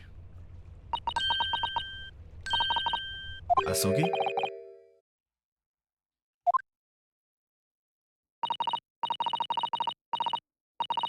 Can't be a real war, can it? How funny. What did you just say? Asogi. Does that word mean something to you? Asogi was the name of my best friend. There was something indeed between the Reaper and Kazuma. Do you know that name, Iris? Wrote it down during the trial before. The message was playing on the music box. Describe it on the fly. Create a genius. But the message probably wouldn't be written out in plain Morse code, so I tried various ways to deceive it. Whatever I tried, the words just didn't seem to make any sense. That is, in English at least. It's a little curious to me, you see. There's more than one Morse code, not just the English variety. Various countries around the world have altered and added to Morse code to use it in their own languages. You're saying? That's right, I've only actually seen a chart of Japanese Morse code once before. I think it's based on the Hiroha Angren, isn't it? You mean to say that in Japanese Morse code, the message says Asogi? Yes, I think so. Sorry, but I don't remember all of the Japanese Morse code. Let me see that. You know it? You know the Japanese Morse code? I spent some time studying it. I'm quite sure Morse code will become ever more important for international communications. And might I recommend, my dear madam, that you focus your thoughts on the English version?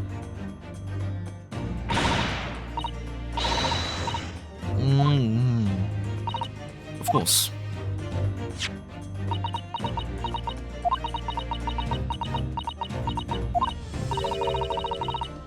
What can this possibly mean? With the color drained from Sada's face. There's no doubt that this message is written in Japanese Morse code, using Japanese for its secret communications. I don't understand the reason why, but the message appears to be a list of 4 people's names. First is K, Asogi, Kazuma. Why? Second, A, Shin. The third is T, Kureguson. Gregson? Huh, well, seems Tobias Gregson is the third man on the list. And the last name? It's mine, right? So unexpected. Ernerhodo. R, not air. My bad. I'm too tired. G. Wilson. John H. Wilson? You mean Daddy? Oh. There's only J. Wilson, so I'm afraid I can't be sure. Then, after the 4 names, it reads, a translate from Japanese, it is all 4. That's the end of the message, or rather the end of what you noted down, Iris.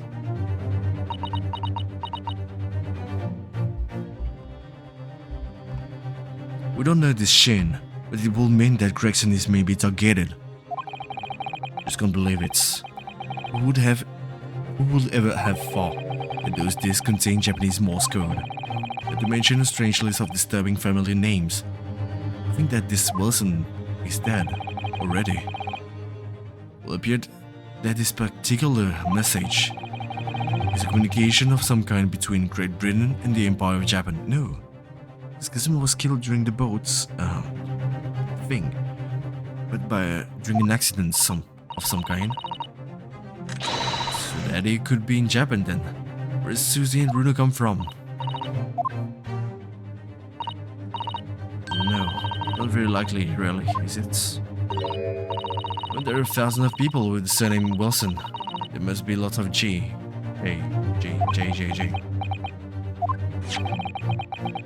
Professor John H. Wilson, visiting professor of medicine. No, he was killed by a gunshot. But who shot him? We can't tell Iris about that now, can't you? We just can't. It's so strange. No, maybe that's really something. I don't know. We'll see. feel like I've rolled back about the mouth of a very dark cave. I do wonder, perhaps it's a dark cave that we shouldn't go wandering inside.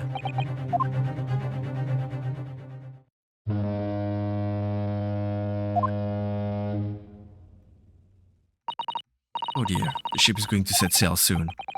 Yes, it seems so. I'll sail on that same ship first, on the boat of Dunkirk in France. Oh, you mean Dunkirk? Then I'll change onto a larger passenger vessel bound for Japan. I don't know that it's called Dunkirk. You're going then, Susie. Oh, my throat.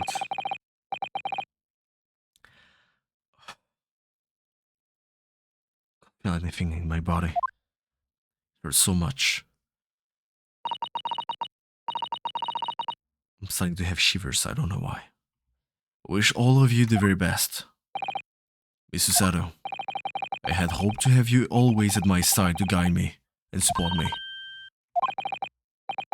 that a proposal? Please come back soon. As far as I'm concerned, you really are the very best judicial assistant in the world. I'm quite sure. I'll be back before you know it. I guess it's what will wait before the next game or next trial or next whatever you want. Now don't forget, Iris, I made you a promise I've yet to fulfill. Promise?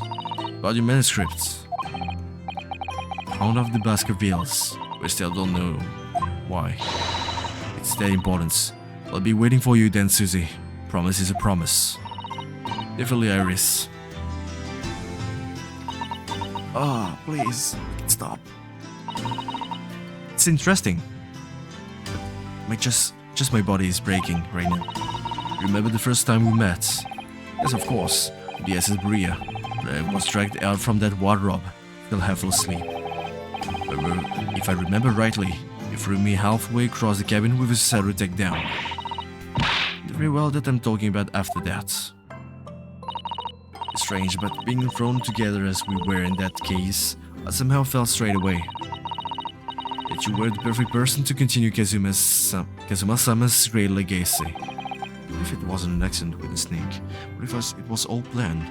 Or just pawns that were used for this whole scheme? Is this the aim of the scheme then? My instincts were right. I really want to believe. No, I'm sure that. I'll be back soon. Farewell until then.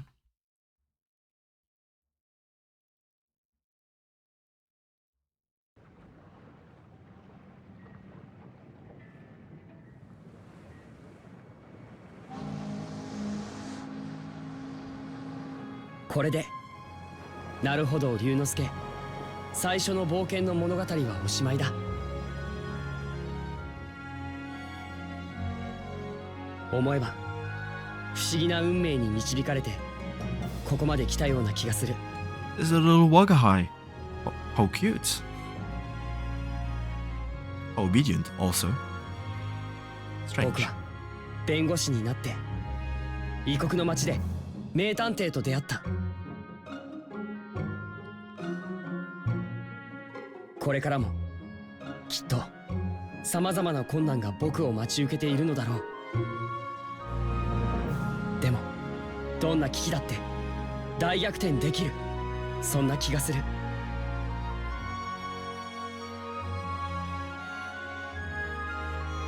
だって僕には世界最高の仲間がいるのだから。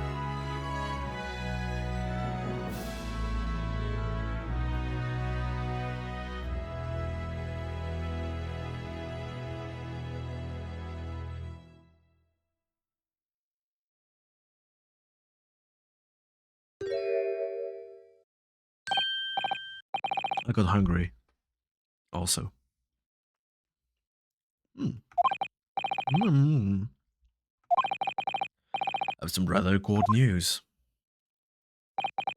The railway company has decided to sue over the special express train apparently. To such a commotion on the line, all the other trains had to wait at stations. Never have made it to Dover in time otherwise. Anyways, playing everything and how it was all your fault. Huh? The leave formal complaint shall be delivered to your office tomorrow. Not to worry, my dear fellow. According to Mrs. Sato. You are defending yourself in courts. It's alright, I'm perfectly happy to testify. It don't look like the sort of man who'd do something so outrageous. See? Ah, Mr. Shorms. The water, if you don't mind. Well, certainly any ward you like. Below it's out of my dear fellow. I love Bruno's wards. I know just the one he'll use here. There we must say... Objection.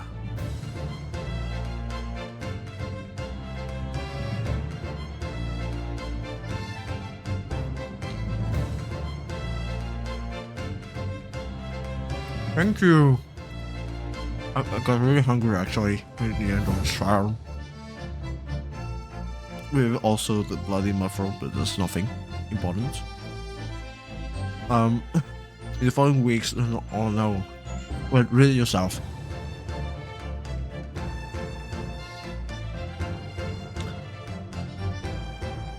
And the money I've earned consulting detective work pays appearance by comparison. Oof. Damn it. They're making me read things when I thought I could finally rest a bit. I haven't slept a wink. The manuscript is due tomorrow now. When I'm this busy, Holly usually cooks me breakfast. Well, cooks is no overstatement for some dry toast and insipid coffee. I do miss Susie and her lovely Japanese breakfast. Come on. Can I? Am I free to go? Free, not go, but... Witness, your testimony is riddled with contradictions. Ah, them again. Is that really do go? Well, I don't know his father is innocent. Or are you calling my son a liar? Witness, my courtroom is no place for you petty arguments. Sometimes actually eating is, strange. It hurts my throat.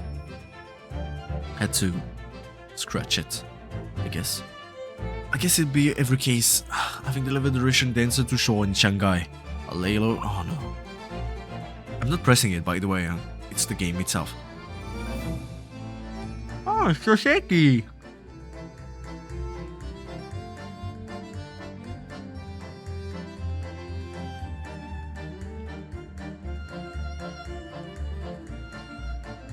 Cool. It's pretty cool.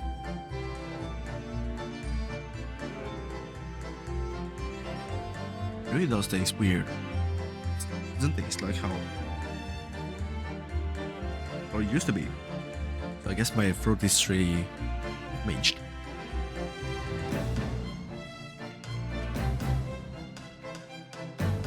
It's fine.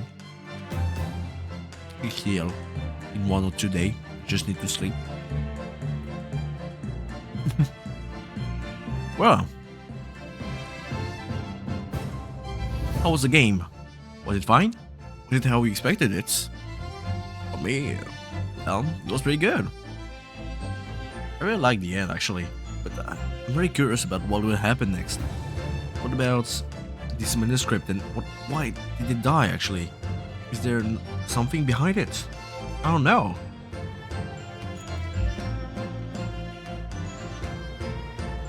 Was it really just a series of accidents? Or is it from a greater scheme, actually?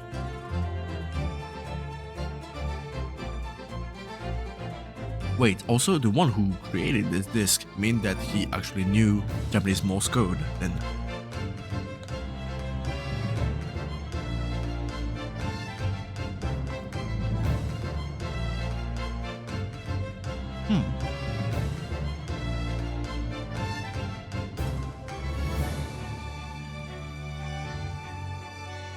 guess no need to think too much about it.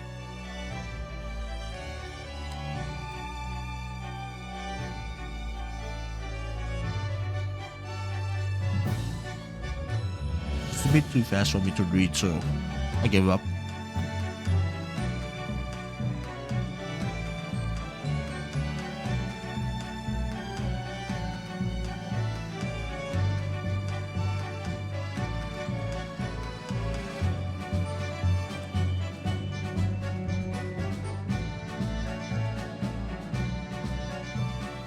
Well, whatever. Pretty good game. I liked it. I'm dying, but I liked it.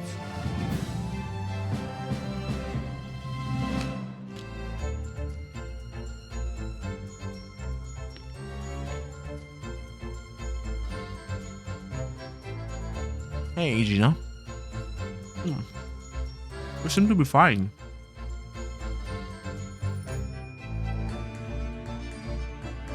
And I guess you'll be her assistant too, in some way.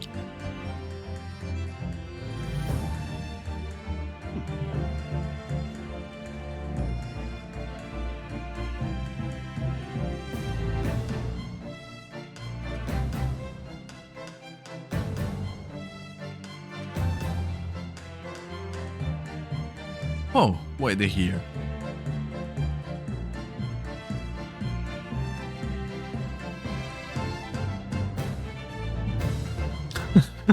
The Three Musketeers, milking the neighborhood for all it's worth. I love that. Actually, I love them together, like this.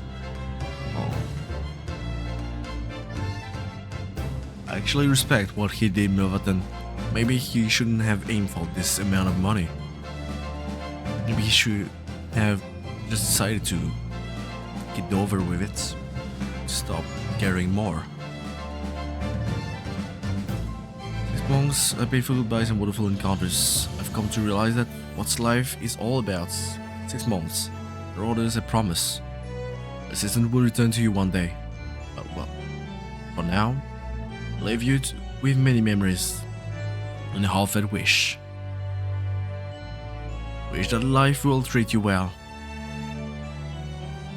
Ah, that was way better. Maybe if I continue to speak a lot, it will start to hurt. Oh. How cute.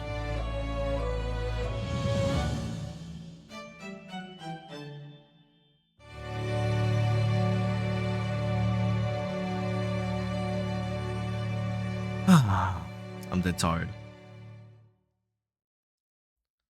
And now my hands are a bit dirty.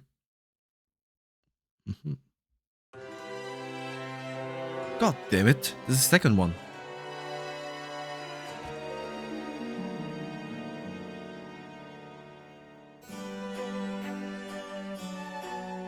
Well, I hope you had a great time. I think we'll say goodbye right now, so that I can cut my mic and be finally free. Well, this was a long journey, but we're only halfway there. Just kidding. The 6th way there. There's actually 2 other games that I'm planning to play, and those will be trilogy. Not maybe a trilogy, this game I'm not so sure about it. Anyway, I still have way more games. This is a spin-off game actually, not the original game. So we'll play also the original game and also next, the following games. Sequel. So we have 7 games again to complete. So it's only an 8th. If it's only 2 games for this one, I mean. We still have a lot to do. So yes, we're far from the end. I don't know when I'll do them. I like to do them still not too slowly. But I will, for example, never complete them in a year. I mean, it's a lot of hours. Even if I don't stream it and I play by myself, it's pretty hard to finish those games. They're pretty long, amazing in a way.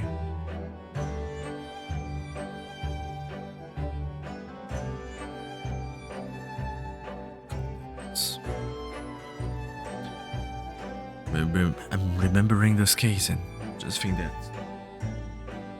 many things are starting from just accidents. That's pretty sad.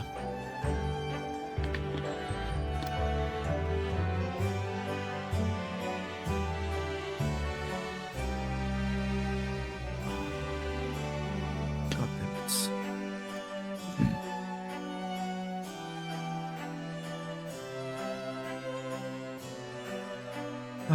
Well, if you liked it, it's pretty fine. It's pretty great. I'm really happy if you did. For me, it's time for me to rest. Let's be real here. I'll just go soon enough. So I wish you a good day, good night, maybe or even a good evening, good morning. Whenever you listen to this or watch it, I hope you had great moments. Thank you very much. Have a good time. And see you. See you next time. Maybe tomorrow, maybe the day after, maybe I don't know. It's all depending on my schedule and everything. We'll see. Bye.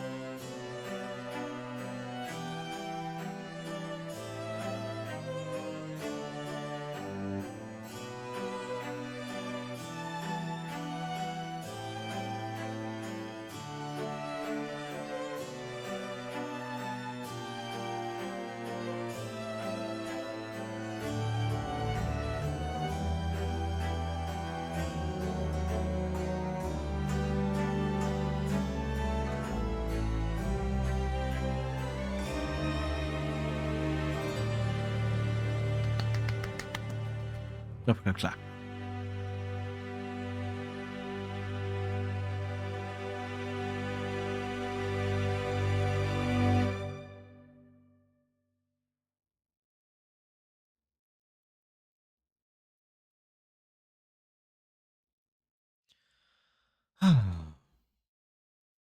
Well, ciao.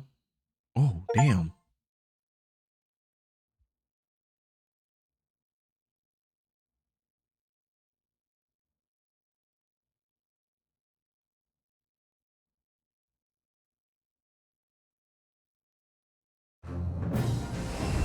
Oh, here we are again. Well, see you.